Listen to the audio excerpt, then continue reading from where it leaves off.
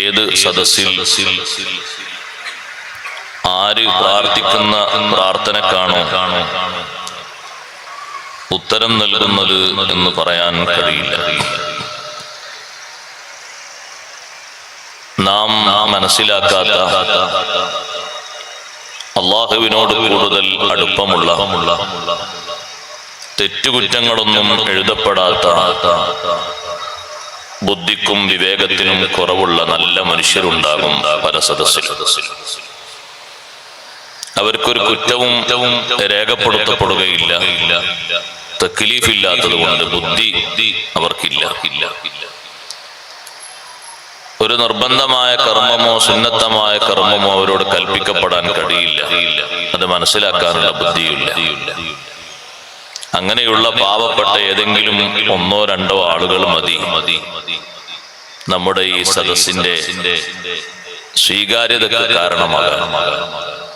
അതുകൊണ്ട് എല്ലാ നല്ല മജ്‌ലിസുകളെയും ബഹുമാനിക്കുകയും ആദരിക്കുകയും അതിന്റെ മഹത്വം ഉൾക്കൊണ്ടുകൊണ്ട് നല്ല നിയ്യത്തോടുകൂടെ എല്ലാ സദസ്സുകളിലും ഇരുന്ന് ദുആയിൽ സംബന്ധിച്ച് ഉപദേശങ്ങളൊക്കെ കേട്ട് ഇൽമ് പഠിക്കാൻ വേണ്ടി വന്നവരാണ് നാം. എത്ര പറഞ്ഞാലും എത്ര കേട്ടാലും തീരാത്തതാണ് ഇൽമ് എന്ന് പറയുന്നത്. ലോകത്തെ ഏറ്റവും വലിയ ഇൽമ് നൽകപ്പെട്ടത് സയ്യിദുനാ മുഹമ്മദുർ റസൂലുള്ളാഹി സ്വല്ലല്ലാഹു അലൈഹി വസല്ലം തങ്ങൾക്കാണ്. അന അഅലമുക്കും ബില്ലാഹ്, നിങ്ങളെ കൂട്ടത്തിൽ ഏറ്റവും അധികം അറിവുള്ളവൻ ഞാനാണ് എന്ന് അവിടുന്ന് പ്രസ്താവിക്കുകയുണ്ടായി. അല്ലാഹു സുബ്ഹാനഹു വ തആല ആ ഒരു മഹത്വം ഖുർആനിലൂടെ എടുത്തു പറഞ്ഞു. അലം നശ്റഹ് ലക സദ്റക, അങ്ങയുടെ മനസ്സ് അറിവ് കൊണ്ട് നാം വിശാലമാക്കി തന്നില്ലയോ? എല്ലാ അറിവുകളും പൂർവികരുടെയും പിൽക്കാലക്കാരുടെയും ഇനി ലോകത്ത് ഏതെല്ലാം വിദ്യാഭ്യാസ വിചക്ഷണർ എന്തെല്ലാം കണ്ടുപിടുത്തങ്ങൾ നടത്തുന്നുണ്ടോ അതിന്റെ എല്ലാം അറിവുകളും നൽകപ്പെട്ട ഏക വ്യക്തിത്വമാണ് സയ്യിദുനാ റസൂലുള്ളാഹി സ്വല്ലല്ലാഹു അലൈഹി വസല്ലം. എന്നിട്ടും ആ തിരുനബി സല്ലല്ലാഹു അലൈഹി വസല്ലം തങ്ങളോടും അല്ലാഹുവിന്റെ ആജ്ഞ വഖുർ റബ്ബി സിദ്നി ഇൽമാ, തങ്ങൾ പറയണം റബ്ബി സിദ്നി ഇൽമാ എന്ന ദുആ നടത്തണം. എത്ര ഇൽമ നൽകപ്പെട്ടത് അത് അളക്കാൻ കഴിയില്ല. ആ ഇൽമിന്റെ പ്രവിശാലമായ ലോകം മുഴുവനായി ഒപ്പിയെടുക്കാൻ ലോകത്താർക്കും കഴിയില്ല. ഏറ്റവും അധികം അതിന് ഭാഗ്യം സിദ്ധിച്ചവരാണ് മഹാന്മാരായ സ്വഹാബിമാർ. അവിടുത്തെ മൊഴിമുത്തുകൾ വിജ്ഞാന സമുദ്രത്തിൽ നിന്ന് മതി വരുവോളം വിദ്യ നുകർന്നവരാണ് അവർ. അവരെ പോലെ ഭാഗ്യമുള്ള ആരും ലോകത്ത് വേറെയില്ല. പക്ഷെ എത്രയാണ് ആ അറിവുകളുടെ കണക്ക് എന്ന് തിട്ടപ്പെടുത്താൻ ആർക്കും കഴിയില്ല. എന്നിട്ടും അല്ലാഹു തആല പറഞ്ഞു റബ്ബി സിദ്നി ഇൽമാ, തങ്ങൾ ചോദിക്കണം എനിക്ക് നീ ഇൽമ ഏറ്റിത്തരണം. നമുക്ക് അറിവ് കൂടുതലാകണം. ഓരോ ദിവസവും കണ്ട് ഓരോ അറിവ് കൂടുതലായി പഠിക്കണം. മുസ്ലിമായ ആണിനും മുസ്ലിമത്തായ പെണ്ണിനും അറിവ് തേടിപ്പടിക്കൽ നിർബന്ധ ബാധ്യതയാണ്. അറിവ് കുറഞ്ഞുകൊണ്ടിരിക്കുകയാണ്. സങ്കടമാണ് സഹോദരങ്ങളെ, വേണ്ട അറിവുകളൊന്നും ആളുകൾക്കില്ല. യഥാർത്ഥത്തിൽ നാം അറിയേണ്ട എന്തെല്ലാം അറിവുകളുണ്ട്. അറിവ് യഥാർത്ഥത്തിൽ ഉണ്ട് എങ്കിൽ നമ്മുടെ ഓരോരുത്തരുടെയും ബാഹ്യതലത്തിലുള്ള പ്രവർത്തനങ്ങൾ വീക്ഷിച്ചാൽ തന്നെ മനസ്സിലാവും. ഒന്നും വേണ്ട, ഒരാളുടെ 2 റക്അത്ത് നിസ്കാരം കണ്ടാൽ അറിയും എത്രമാത്രം അയാൾക്ക് പരിജ്ഞാനമുണ്ട്. ദീനിനെ കുറിച്ച് എത്ര അറിവുണ്ട് എന്നുള്ളത് ഒരു 2 റക്അത്ത് നിസ്കരിച്ചാൽ അറിയും. ഇനിയും കൂടുതൽ അയാൾക്ക് നിസ്കാരത്തിൽ മനസ്സിലാകുന്നില്ലേ? ഒരു ഖുർആൻ കയ്യിലെടുത്ത് കൊടുത്ത് ഏറ്റവും വലിയ ഇൽമല്ലേ ഖുർആനോത്ത് പഠിക്കുന്ന ഇൽമ്. തെറ്റുകൂടാതെ എന്നും പാരായണം ചെയ്യൽ സുന്നത്തുള്ള ഒരു സൂറത്തായിക്കോട്ടെ, പരിചയമില്ലാത്തൊന്നും വേണ്ട. ഒരു സൂറത്ത് യാസീനോ തബാറക്ക സൂറത്തോ ഇദാവക്കായത്തെയോ ഏതെങ്കിലും ഒന്ന് ഓതിപ്പിക്കുക. ഒരു തെറ്റും കൂടാതെ ഓതാൻ കഴിയുന്ന ആളുകൾ ഓരോ വർഷവും കുറഞ്ഞു വരികയാണ്. അത് നമ്മെ സംബന്ധിച്ചിടത്തോളം വലിയ അപകടത്തിലേക്കാണ് സൂചന തരുന്നത്. സൗകര്യങ്ങൾ വർദ്ധിച്ചിട്ടുണ്ട്, പക്ഷേ അറിവ് കുറവാണ്. സൗകര്യങ്ങൾ അല്ലാഹു തആല കൂടുതൽ തന്നെ നമുക്കാണ്, പക്ഷേ നന്ദിബോധം കുറവുള്ളതും നമുക്ക് തന്നെയാണ്. നമുക്ക് എത്ര സൗകര്യങ്ങളാ തന്നത്. നമ്മുടെ ഉപ്പാപ്പമാരും പൂർവികരും കാണാത്ത, അല്ലെങ്കിൽ അവർ സ്വപ്നത്തിൽ ഉദിക്കാത്ത അത്രയും സംവിധാനങ്ങൾ അല്ലാഹു നൽകി. പഴയ കാലങ്ങളിലൊക്കെ എത്ര പ്രയാസമായിരുന്നു പല കാര്യങ്ങളും നിർവഹിക്കാൻ. കുറഞ്ഞ കാലം മുമ്പ്, ഒരു 19 വർഷം മുമ്പ്, അല്ലെങ്കിൽ ഒരു 25 വർഷം മുമ്പ് നമ്മുടെ വീടുകളിലൊക്കെ മെഷീനുകൾ കുറവായിരുന്നു. എല്ലാറ്റിനും എന്തെങ്കിലൊക്കെ ഒരു തേങ്ങ ചതച്ച് അരച്ച് അത് കറിയിലേക്കോ മറ്റോ ചേർക്കണമെങ്കിൽ പുറത്തുണ്ടാകും. വീടിന്റെ എല്ലാവരുടെയും പുറത്ത് അമ്മിയും അമ്മിക്കുട്ടിയും. ഇവിടെ അമ്മി എന്നല്ലേ പറയാ, അല്ലെ വേറെന്തോ പറയാ? കള്ളുകുട്ടിയോ? സുബ്ഹാനല്ലാഹ്. സംഗതി മനസ്സിലായില്ലേ? എല്ലാ വീടിനെയും പുറത്ത് ഇപ്പൊ അത് കാഴ്ചക്ക് വെച്ചിരിക്കുകയാണ്, കണ്ണീറിട്ടായിരിക്കാൻ. ഉപകാരം നടക്കുന്നില്ലല്ലോ. കാരണം കറണ്ട് പോയാൽ അപ്പുറത്ത് വേറെ സംവിധാനം വേറുണ്ട്. അപ്പൊ കറണ്ട് പോകൂലല്ലോ. കറണ്ട് പോയാൽ വർക്ക് ചെയ്യാൻ പറ്റുന്ന ഇൻവെർട്ടർ സംവിധാനം ഉണ്ട്. അതിൽ ഈ ചെറിയ മെഷീനുകളൊക്കെ വർക്ക് ചെയ്യും. ഇതൊരു കാഴ്ച വസ്തുവായി വെച്ചിരിക്കുക. മുമ്പ് അതേ ഉള്ളൂ. നമ്മുടെ വീട്ടിൽ വേവിക്കുന്ന അരി, ധാന്യം, അത് ഭക്ഷിക്കാൻ യോഗ്യമായോ എന്ന് നോക്കുന്നത് ഒരു കയ്യിലെടുത്ത് ഇങ്ങനെ കോരിയിട്ട് ഒന്നിങ്ങനെ കൈകൊണ്ടൊന്നിങ്ങനെ സ്പർശിച്ചു നോക്കും. പാകമായിട്ടുണ്ടോ, വേവായിട്ടുണ്ടോ? ഇല്ലെങ്കിൽ വീണ്ടും കത്തിക്കും. ഇന്നതിന്റെ ആവശ്യം എന്താ? ഇന്ന് വിസിലിങ്ങനെ എണ്ണിയാൽ മതി. 1, 2, 3. പാകായി, ഇനി ഭക്ഷിക്കാം. എത്ര സൗകര്യങ്ങളാണ് അള്ളാഹു നൽകിയത്. ഇനി വസ്ത്രങ്ങളൊക്കെ ഒന്ന് അലക്കി ശരിയാക്കാൻ അവിടെ ഉണ്ടാകും ഒരു കല്ല് ഇങ്ങനെ കൊണ്ടുവച്ചിട്ടുണ്ടോ? ഒക്കെ മെഷീനിലിട്ടിട്ട് സ്വിച്ച് ഓൺ ചെയ്യല്ലേ. 3ാം ക്ലാസ്സിലും 4ാം ക്ലാസ്സിലും പഠിക്കുന്ന കുട്ടിക്ക് വരെ അലക്കിയെടുക്കാൻ പ്രയാസമല്ല. അതിന്റെ ടെക്നിക്ക് പഠിപ്പിച്ചു കൊടുത്താൽ മതി. എത്ര സംവിധാനങ്ങളാണ് അല്ലാഹു നൽകിയത്. സംവിധാനങ്ങളൊക്കെ തരും, പക്ഷേ പടച്ച റബ്ബ് പറഞ്ഞു ഖലീലൻ മാ തഷ്കുറൂൻ വലഖദ് മക്കന്നാകും ഫിൽ അർള്. ഭൂമിയിൽ നിങ്ങൾക്ക് ഒരുപാട് സൗകര്യങ്ങൾ ഞാൻ തന്നു. ഒരുപാട് സംവിധാനങ്ങൾ തന്നു. വജഅൽനാ ലക്കും ഫീഹാ മആയിഷ്. ആ ഭൂമിയിൽ നിങ്ങൾക്ക് ഉപജീവന മാർഗങ്ങൾ വ്യത്യസ്തമായത് ഒരുക്കി തന്നു. സഹോദരങ്ങളെ, നമ്മുടെ മുൻഗാമികൾ ജോലി ചെയ്യാത്ത എത്ര പുതിയ ജോലികൾ വന്നു, എത്ര പുതിയ തൊഴിൽ സംവിധാനങ്ങൾ വന്നു, എത്ര ഉപകരണങ്ങൾ ലോകത്ത് വന്നു. AC ഒന്നും പഴയ കാലത്തില്ലല്ലോ. പിന്നെ AC വന്നു, AC മെക്കാനിക് വന്നു. അതുപോലെ തന്നെ ഫ്രിഡ്ജിന്റെ സംവിധാനം പഴയ കാലത്തില്ല, അത് വന്നു. അതിന്റെ ഒരു ടെക്നീഷ്യൻ വേറെ വന്നു.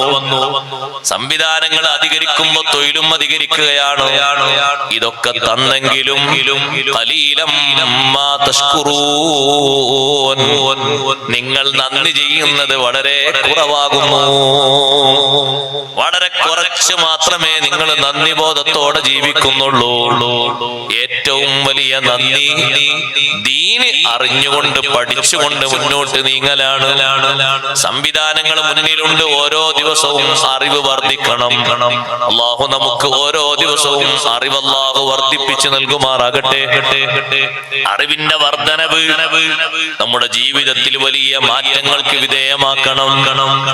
ഓരോ ദിവസവും ഓരോ കാര്യങ്ങൾ നമ്മൾ അറിയണം, പഠിക്കണം. പഠിച്ചുകൊണ്ട് വീണ്ടും വീണ്ടും മുന്നോട്ട് നീങ്ങണം. ഇന്നത്തെ അറിവാകരുത് നാളത്തെ അറിവ്. പത്രം വായിച്ചിട്ട് മാത്രമുള്ള അറിവല്ല ഞാൻ പറഞ്ഞത്. സഹോദരങ്ങളെ, ദീനുമായി ബന്ധപ്പെട്ട് വിശ്വാസപരമായും കർമ്മപരമായും ആത്മീയപരമായും നമ്മൾ അറിഞ്ഞാൽ തീർക്കാൻ കഴിയാത്തൊരു അറിവിന്റെ ലോകമുണ്ട്. അത് പരലോകത്തെ കുറിച്ചുള്ള അറിവാണ്. ഇൽമുൽ ആഖിറ, പരലോകത്തെ കുറിച്ചുള്ള അറിവ്. അത് ഭൗതിക ശാസ്ത്രജ്ഞന്മാരൊന്നും ചർച്ച ചെയ്യാത്തതാണ്. ഭൗതിക ശാസ്ത്രജ്ഞന്മാര് അവര് പണ്ഡിതന്മാര് തന്നെയാണ്. ഭൗതിക ശാസ്ത്രത്തിൽ അവർക്ക് വിവരമുള്ളത് കൊണ്ട്. പക്ഷേ പരലോകത്തിൽ വിശ്വാസമില്ലാത്തവരാണ് ബഹുഭൂരിപക്ഷവും. അതുകൊണ്ട് തന്നെ പരലോകത്തെ കുറിച്ചുള്ള അറിവ് അവർക്ക് തീരെയില്ല. പരലോകത്തെ കുറിച്ചുള്ള അറിവ് എത്രമാത്രം പഠിക്കാനുണ്ട്. ഒരു മനുഷ്യൻ ഖബറിലെത്തിയാൽ എന്തെല്ലാം അറിയാനുണ്ട്. മരണാനന്തര ജീവിതമാണല്ലോ യഥാർത്ഥ ജീവിതം. ആ ജീവിതത്തെ കുറിച്ചാണ് ധാരാളം അറിയാനുള്ളത്. പരലോകത്ത് സ്വർഗത്തിലെത്തുന്നതിന്റെ മുമ്പ് ഒരുപാട് പ്രയാസഘട്ടങ്ങൾ നമ്മുടെ മുന്നിലുണ്ട്.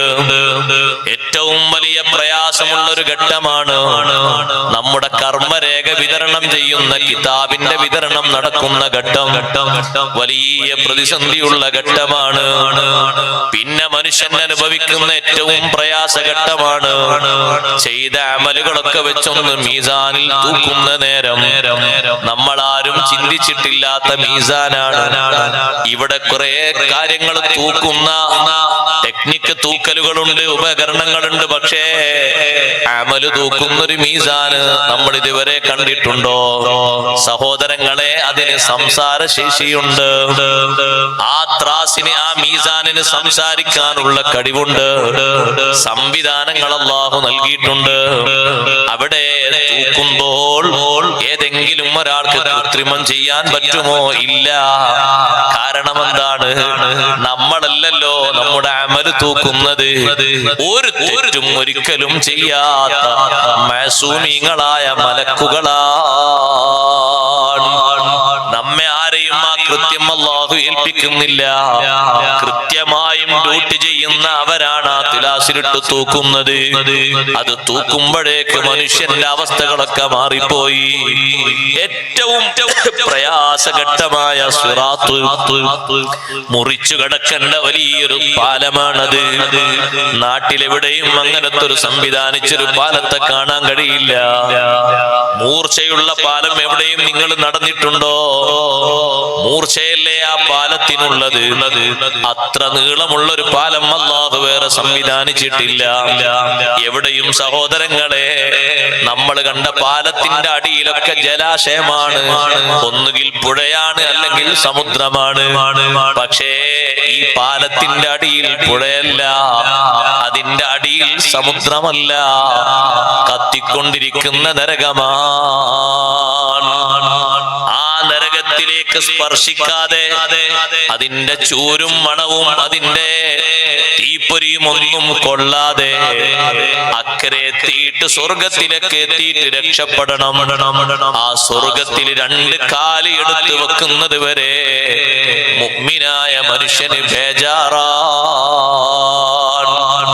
രണ്ട് കാല് സ്വർഗത്തിലെത്തി കഴിഞ്ഞാൽ മുഅ്മിനായ മനുഷ്യൻ പറയും, അൽഹംദുലില്ലാഹില്ലദീ ഹദാനാ ലിഹാദാ വമാ കുന്നാ ലിനഹ്തദിയ ലൗലാ അൻ ഹദാനല്ലാഹ്.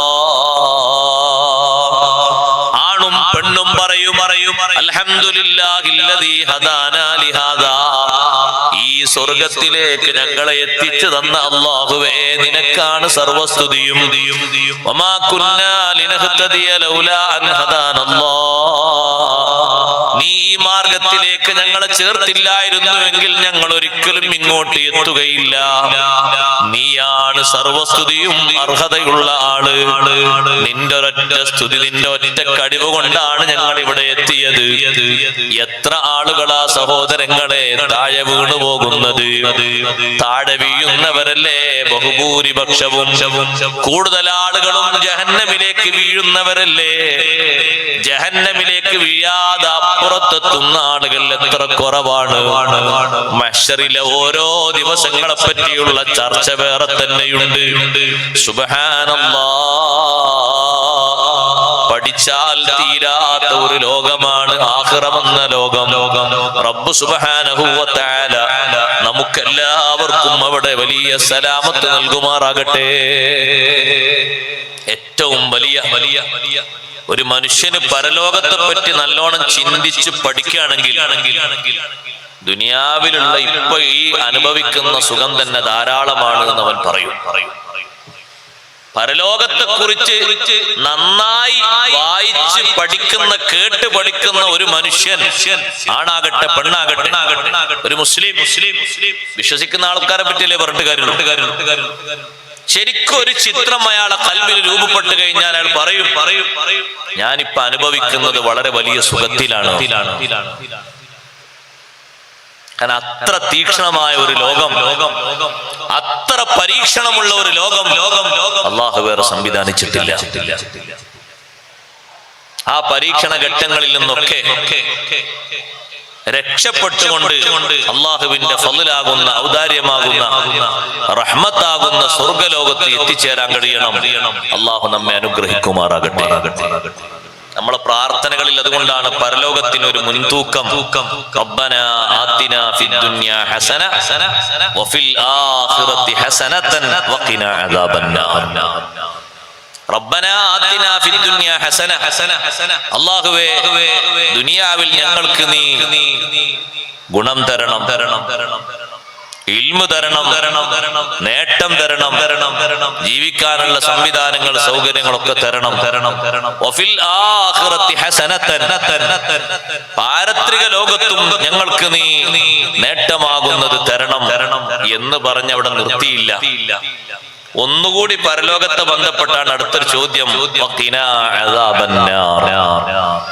വഫിൽ ആഖിറതി ഹസനതൻ എന്ന് പറഞ്ഞതിൽ പെട്ടു അത്. പരലോകത്തും ഞങ്ങൾക്ക് നീ ഗുണമാകുന്നത് തരണം എന്ന് പറഞ്ഞതിൽ പെട്ടു. വഖിനാ അദാബന്നാർ, നരകശിക്ഷയിൽ നിന്ന് കാക്കണം. പക്ഷെ അത്ര പറഞ്ഞു നിർത്തിയില്ല. പരലോകാണ് കൂടുതൽ ചോദിച്ചത്. വഖിനാ അദാബന്നാർ, നരകശിക്ഷയിൽ നിന്ന് ഞങ്ങളെ നീ കാക്കണേ അല്ലാഹ്. ആ ഒരു ചോദ്യം എടുത്തു പറഞ്ഞു. കാരണം അനുഭവിക്കുന്ന അനുഭവങ്ങളിൽ, പഠിക്കുന്ന പാഠങ്ങളിൽ നരകം എന്ന് പറയുന്നത് അത്രയും ഭയാനകമാണ്. ഞാൻ പറഞ്ഞില്ലേ, ഒരു ശരിയായ നിലയ്ക്ക് ഇൽമുള്ള ആള് അനുഭവിക്കുന്ന സുഖങ്ങൾ വലിയ സുഖങ്ങളാണെന്ന് കരുതും. എന്നിട്ട് പല സുഖങ്ങളും വേണ്ടാന്ന് വെക്കും.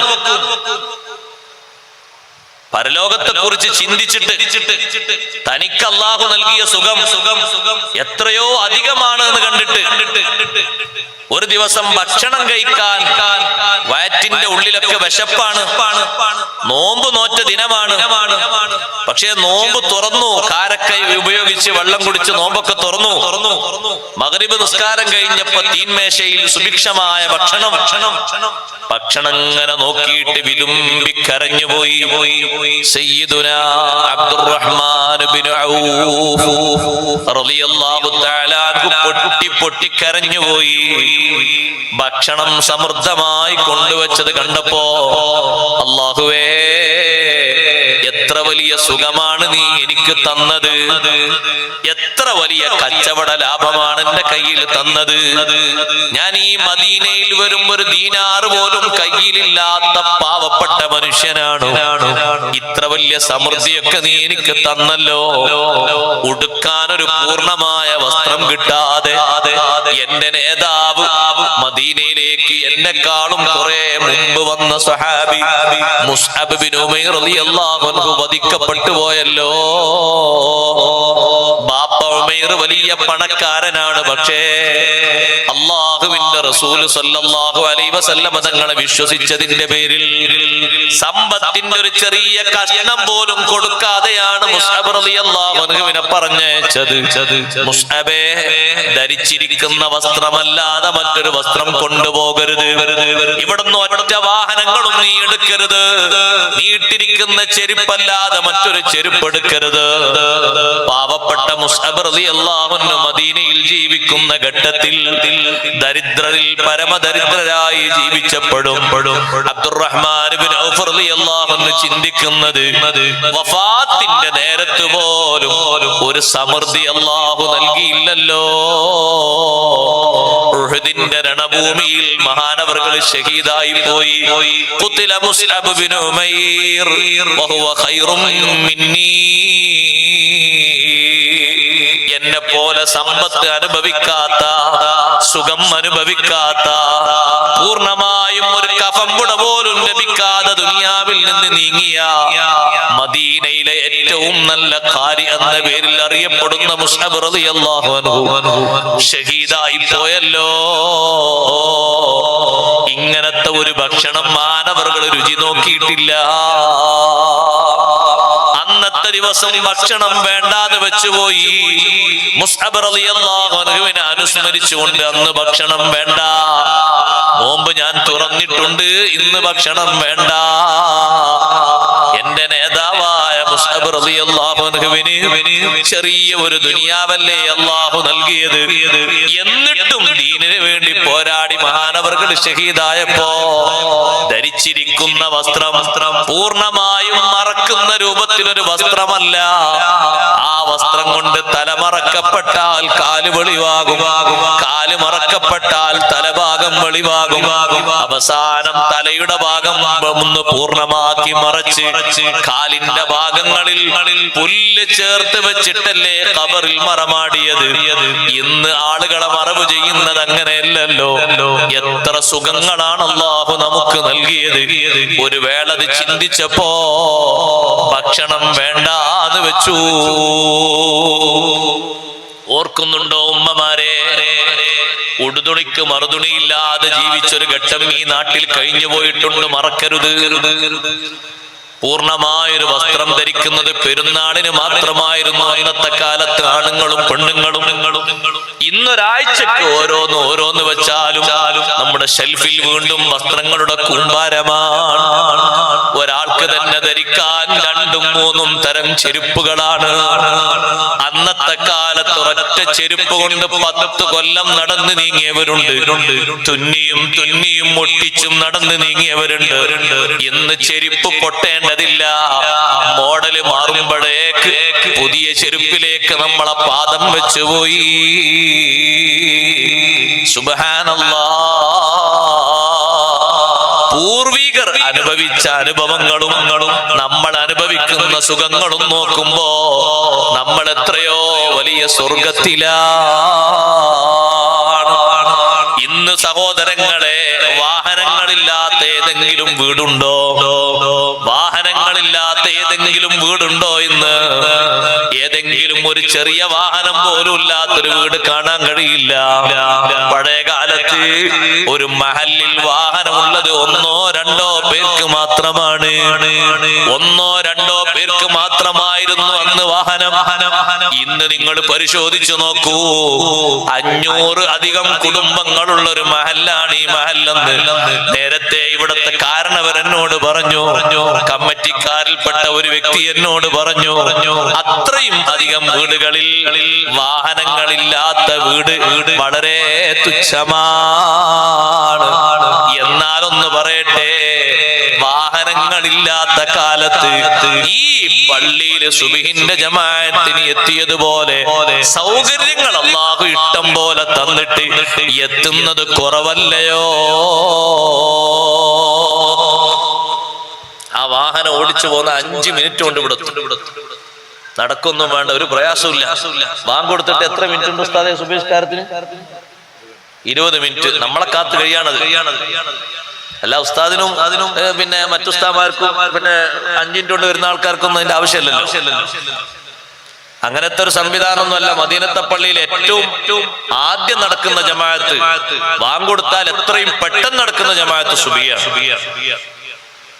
സുബഹി ബാങ്ക് കൊടുക്കുന്നതിന് മുമ്പ് തന്നെ സ്വഹാബത്ത് പള്ളിയിലെത്തിയിട്ടുണ്ട് എന്നാണ് ഹദീസിന് മനസ്സിലാണത്. സുബഹിന്റെ വാങ്കാര മദീനത്തെ പള്ളിയിൽ കൊടുത്തിരുന്നത് 2 കണ്ണിനും കാഴ്ചയില്ലാത്ത സ്വഹാബി അബ്ദുല്ലാഹി ഇബ്നു ഉമ്മി മക്തൂം. 4 മണിക്ക് വാങ്ക് കൊടുക്കാൻ വേറൊരു സ്വഹാബി എത്തും, സയ്യിദുനാ ബിലാൽ റളിയല്ലാഹു അൻഹു. അവര് 4 മണിക്കും അവർ വാങ്ക് കൊടുക്കും. ആ വാങ്കോടുകൂടെ നഗരങ്ങളൊക്കെ കുടിലുകളൊക്കെ ഉണർന്ന് അവരാ കിടക്കുന്ന ചെറിയ ആ കട്ടിലിൽ നിന്ന്, ഈത്തപ്പന ഓല കൊണ്ട് മുടഞ്ഞുണ്ടാക്കിയ കട്ടിലിൽ നിന്ന്, മെത്തകളൊന്നുമില്ല, കട്ടിലിൽ നിന്ന്, വിരിപ്പിൽ നിന്ന്, പായയിൽ നിന്ന് ശരീരത്തെ എടുത്തുയർത്തി സുബ്ഹി വാങ്ക് കൊടുക്കുന്നതിന് മുമ്പ് തന്നെ പള്ളിയിലെത്തിപ്പോയി. നമ്മൾ കിടക്കുന്നത് AC-യാണ്, 50,000-ന്റെ ബെഡാണ്. താഴെ ഇരിക്കുന്ന കട്ടിലിനോ 20,000 രൂപയാണ്. അവിടെ ഫിറ്റ് ചെയ്തിരിക്കുന്ന AC-ക്കോ 16,000 രൂപയാണ്. സർവ സംവിധാനങ്ങളും സുഖങ്ങളും പടച്ച റബ്ബിന്റേത് ഉപയോഗിച്ചിട്ട് ഖലീലം മാ തശ്കുറൂൻ, നിങ്ങൾ നന്ദി ചെയ്യുന്നത് വളരെ കുറവാകുന്നു. നമ്മോട് അല്ലാഹു പറയുന്നു, നന്ദി ബോധം നിങ്ങൾക്ക് കുറവാണ്. സൗകര്യങ്ങൾ സംവിധാനങ്ങളില്ലാത്ത കാലത്ത് ഈ പള്ളിയിൽ നിസ്കരിച്ചിരുന്ന പഴയ കാലത്തെ ഇമാമുകളോട് ചോദിച്ചു നോക്കൂ, അന്ന് നടന്നു വന്നിരുന്നവർ എത്ര അധികമുണ്ട്. ഇന്ന് സംവിധാനങ്ങളുടെ പെരുമഴയാണ്, പക്ഷേ അംഗങ്ങൾ കുറവാണ്. ആ അംഗങ്ങളുടെ സംവിധാനങ്ങൾ ഉപയോഗിച്ചു നോക്കുമ്പോ ജുമയുടെ പകുതിയുടെ ആൾക്ക് ഇവിടെ വരാനുള്ള സംവിധാനങ്ങളുണ്ട്. സുബ്ഹിക്ക് നമ്മെ കാത്തൊരു 20 മിനിറ്റ് ഇവിടെ കാത്തിരിക്കുന്നുണ്ട്. മദീന പള്ളിയിൽ സുബ്ഹിന്റെ നേരമാകുമ്പോ സ്വഹാബത്ത് പറയും, അസ്ബഹത അസ്ബഹത, സുബ്ഹിയായി സുബ്ഹിയായി എന്ന് പറയുമ്പോ അബ്ദുല്ലാഹി ഇബ്നു ഉമ്മി മക്തൂം റളിയല്ലാഹു അൻഹു ഖിബലക്ക് തിരിഞ്ഞ് ഒരൊറ്റ ബാങ്ക് അങ്ങ് കൊടുക്കും. ആ ബാങ്ക് കൊടുക്കുന്നതിന്റെ മുമ്പ് തന്നെ പള്ളിയിൽ ജനങ്ങൾ എത്തിപ്പോയി. സുബ്ഹിന്റെ മുമ്പുള്ള 2 റക്അത്ത് സുന്നത്ത് നിസ്കാരത്തിന്റെ ഒരു ഇടവേള മാത്രമേ ഉള്ളൂ. ആ 2 റക്അത്ത് സുന്നത്ത് നിസ്കാരം കഴിഞ്ഞാൽ ബിലാൽ റളിയല്ലാഹു അൻഹു അല്ലാഹുവിന്റെ റസൂലിന്റെ റൂമിന്റെ വിരിയുടെ അടുത്തേക്ക് ചെന്നിട്ട് ഇഖാമത്ത് കൊടുക്കുകയല്ലേ എന്ന് സമ്മതം ചോദിക്കുന്നു. ഇഖാമത്ത് കൊടുക്കുന്നു. എത്ര വേഗാണ്! ഞാൻ പറഞ്ഞ കാര്യങ്ങൾ സത്യല്ലേ? നിങ്ങളൊന്ന് ആലോചിച്ച് നോക്കി. എത്രമാത്രം അനുഗ്രഹങ്ങളാണ് അല്ലാഹു തആല നമുക്ക് തന്നത്. പക്ഷെ എപ്പോഴും നമ്മളെ മനസ്സിലുള്ള എന്താണ്? മതിയായിട്ടില്ല, മതിയായിട്ടില്ല. എന്താ പടച്ചോൻ കൊണ്ട് തരാത്ത? ഇഷ്ടം പോലല്ലേ പടച്ചോന്റെ ഖജനാവിൽ. പടച്ചോൻ അങ്ങനെ പിഷ്കിട്ട് തന്നൂടെ? തന്നിട്ട് തന്നെ ഈ കോലം, ഇത്ര തന്നിട്ട് തന്നെ ഈ കോലം. ഇനിയും കൂടി തന്നാലോ പടച്ച റബ്ബിനെ പാടെ മറക്കൂല. തോന്നുന്നുണ്ടോ? പാടെ മറക്കും. തരാൻ അല്ലാഹുവിനൊന്നും കുറവുണ്ടായിട്ടില്ല. തന്നാൽ തീരാത്തൊരു ഖജനാവ് പടച്ച റബ്ബിന്റെ ഖജനാവേ ഉള്ളൂ. മാ ഇൻദകും യൻഫദു വമാ ഇൻദല്ലാഹി ബാ. അല്ലാഹു നമ്മോട് പറയുന്നു, നിങ്ങൾ എടുത്ത് എത്ര ഒരു കൂട്ടിയാലും തീർന്നു.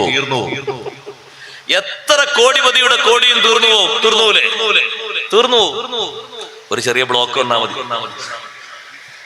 ബ്ലോക്ക് വരുമ്പോ കോടീശ്വരനാണെങ്കിൽ ഓരോ ഇഞ്ചക്ഷൻ ഉണ്ടാകും 50 ലക്ഷം. കാരണം ആള് കോടീശ്വരനല്ലേ, അപ്പൊ അതിനനുസരിച്ച് മരുന്ന് കൊടുക്കണ്ടേ. അപ്പൊ ചെറിയ ഒരു 1000 രൂപയുടെ മരുന്നും താങ്ങൂല. ഒരു 50 ലക്ഷത്തിന്റെ ഇഞ്ചക്ഷൻ ആയിക്കോട്ടെ. 10 ദിവസം 15 ദിവസം കഴിയുമ്പോഴേക്ക് കോടി കഴിഞ്ഞു. പിന്നെ ലിസ്റ്റ് വരികയാണ്, കോടീശ്വരനായിരുന്നു പക്ഷെ ഇപ്പൊ ഒന്നുമില്ല, അതുകൊണ്ട് എല്ലാവരും സഹായിക്കണം. അത്രേ ഉള്ളൂ. ഒരു സെക്കൻഡ് മതി അതിന്. നിങ്ങളെ പക്കലുള്ളതൊക്കെ തീർന്നു പോകും. എത്ര ഒരു കൂട്ടിയാലും തീരും. അള്ളാഹുവിന്റെ അടുക്കലുള്ളത് ശേഷിക്കും, അത് തീർന്നു പോകൂല. അല്ലാഹു തആലാക്ക് ഇഷ്ടം പോലെ തരാൻ കഴിവില്ലാഞ്ഞിട്ടാന്ന് കരുതരുത്. എന്തിനാ പടച്ചോൻ അങ്ങനെ താങ്ങി നിൽക്കുന്നത് കരുതരുത്. അല്ലാഹു തആല പറഞ്ഞു, വലോ ബസത്തല്ലാഹു റിസ്ഖ ലിഇബാദിഹി, അല്ലാഹു അവന്റെ അടിമകൾക്ക് ഇഷ്ടം പോലെ അങ്ങ് കൊടുത്തിരുന്നുവെങ്കിൽ എല്ലാവർക്കും, ഒരു നാട്ടിൽ എല്ലാവരും രക്ഷപ്രഭുക്കൾ, എല്ലാവരും കോടിപതിമാർ അങ്ങനായി മാറിയാൽ ലബഗൗ ഫിൽ അർദ്, ഭൂമിയിൽ അവർ അക്രമം ചെയ്യും. അരുതായ്മകൾ അവർ കൂട്ടിക്കൊണ്ടുവരും. അനുസരണല്ല ഉണ്ടാകുക. മനസ്സിലാകുന്നുണ്ടോ?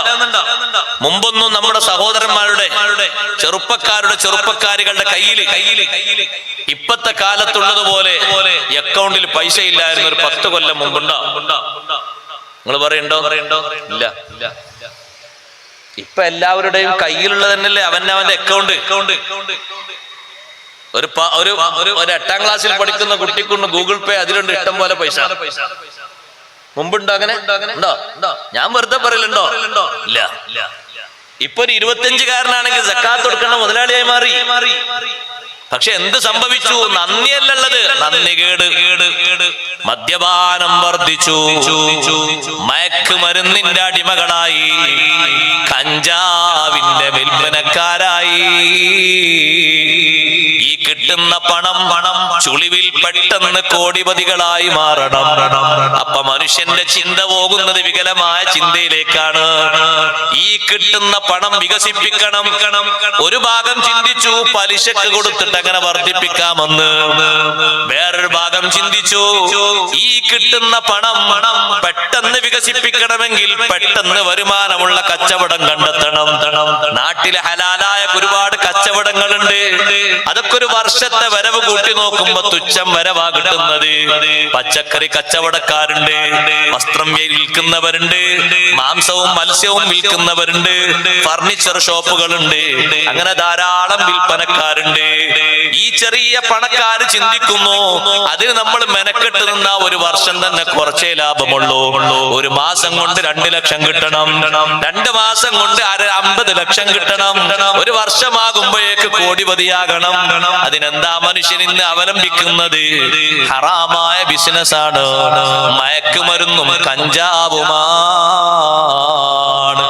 നഊദുബില്ലാഹ്, എത്രയാണ് വർദ്ധിച്ചത്? സഹോദരിമാരെ, സങ്കടമുണ്ട്. ഇങ്ങനെ ഒരു മുസ്ലിം സഹോദരി മദ്യപിച്ച് കൂത്താടുന്നൊരു ഘട്ടം മുമ്പ് നമ്മൾ കണ്ടിട്ടില്ല.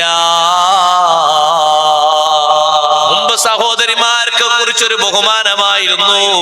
ഇന്ന് അവരും അതിന്റെ മൊത്ത ചില്ലറ വ്യാപാരികളാണ്, മയക്കുമരുന്നിന്റെയും കഞ്ചാവിന്റെയും വ്യാപാരികളാണ്, മദ്യപാനത്തിന്റെ അടിമകളായി മാറിയിരിക്കുകയാണ്. ഞാൻ ഒറ്റ കാര്യം പറഞ്ഞോട്ടെ, മുഹമ്മദുർ റസൂലുള്ളാഹി സ്വല്ലല്ലാഹു അലൈഹി വസല്ലമ തങ്ങൾ തീർച്ചപ്പെടുത്തി പറഞ്ഞൊരു കാര്യമാണ്, മദ്യപിച്ചിട്ട് മയക്ക് വസ്തു ഉപയോഗിച്ചിട്ട് ദുനിയാവിൽ നിന്ന് തൗബ കിട്ടാതെ മരണപ്പെട്ടു പോയ മനുഷ്യൻ അല്ലാഹു അവനെ തീനത്തുൽ ഖബാലിൽ നിന്ന് കുടിപ്പിക്കുമെന്ന് മുഹമ്മദുർ റസൂലുള്ളാഹി. ദുനിയാവിൽ നിന്ന് തൗബ കിട്ടാതെ മരിച്ചു പോകുന്നത് എത്ര എണ്ണമാണ്? മദ്യപിച്ചിട്ട് ശ്വാസം മുട്ടി മരിച്ചവരെത്രയാണ്? കുത്തുകൂടിയിട്ട് കത്തി കൊണ്ട് കുത്തുകൂടി മരിച്ചവരെത്രയാണ്? തല്ലുകൂടി മരിച്ചവരെത്രയാണ്? ലക്ക് കെട്ടിട്ട് കുടുംബക്കാരെ പോയി മർദ്ദിക്കുന്നതിന്റെ ഇടക്ക് തിരിച്ച് അടി കിട്ടിയിട്ട് മരിച്ചു പോയവരെത്രയാണ്? എത്രയുണ്ട് സഹോദരങ്ങളെ തൗബ കിട്ടാതെ മരിച്ച ആളുകൾ. റബ്ബ് സുബ്ഹാനഹു വ തആല തീനത്തുൽ ഖബാലിൽ നിന്ന് അവന് കുടിപ്പിക്കുമെന്ന് ഉറപ്പാണ്. സ്വഹാബത്ത് ചോദിച്ചു, വമാ തീനത്തുൽ ഖബാൽ, എന്താണ് നബിയെ തീനത്തുൽ ഖബാൽ? സ്വദീദു അഹ്ലി ജഹന്നം, നരകക്കാരുടെ ചീഞ്ചലമാണ്. നരകക്കാരുടെ ഗുഹ്യസ്ഥാനങ്ങളിൽ നിന്ന്, നരകക്കാരുടെ കക്ഷഭാഗത്തിൽ നിന്ന്, നരകക്കാരുടെ ഏറ്റവും ദുർഗന്ധം വമിക്കുന്ന ഭാഗങ്ങളിൽ നിന്ന് പൊട്ടിയൊലിക്കുന്ന, വായയോട് അടുപ്പിക്കാൻ കഴിയാത്ത അത്രക്ക് ഉഷ്ണമുള്ള ചീഞ്ചലമില്ലേ, ആ ചീഞ്ചലമാണ് അവർക്ക് കുടിക്കാൻ കൊടുക്കുന്നത്. ആർക്കെന്നറിയോ മുസ്ലിമേ? ഒരൊറ്റ പ്രാവശ്യം മദ്യപിച്ചിട്ട്, ഒരൊറ്റ പ്രാവശ്യം മയക്കുമരുന്നിന്റെ വസ്തു ഉപയോഗിച്ചിട്ട് തൗബക്ക് ചാൻസ് കിട്ടാതെ നീയങ്ങും മരിച്ചുപോയാൽ,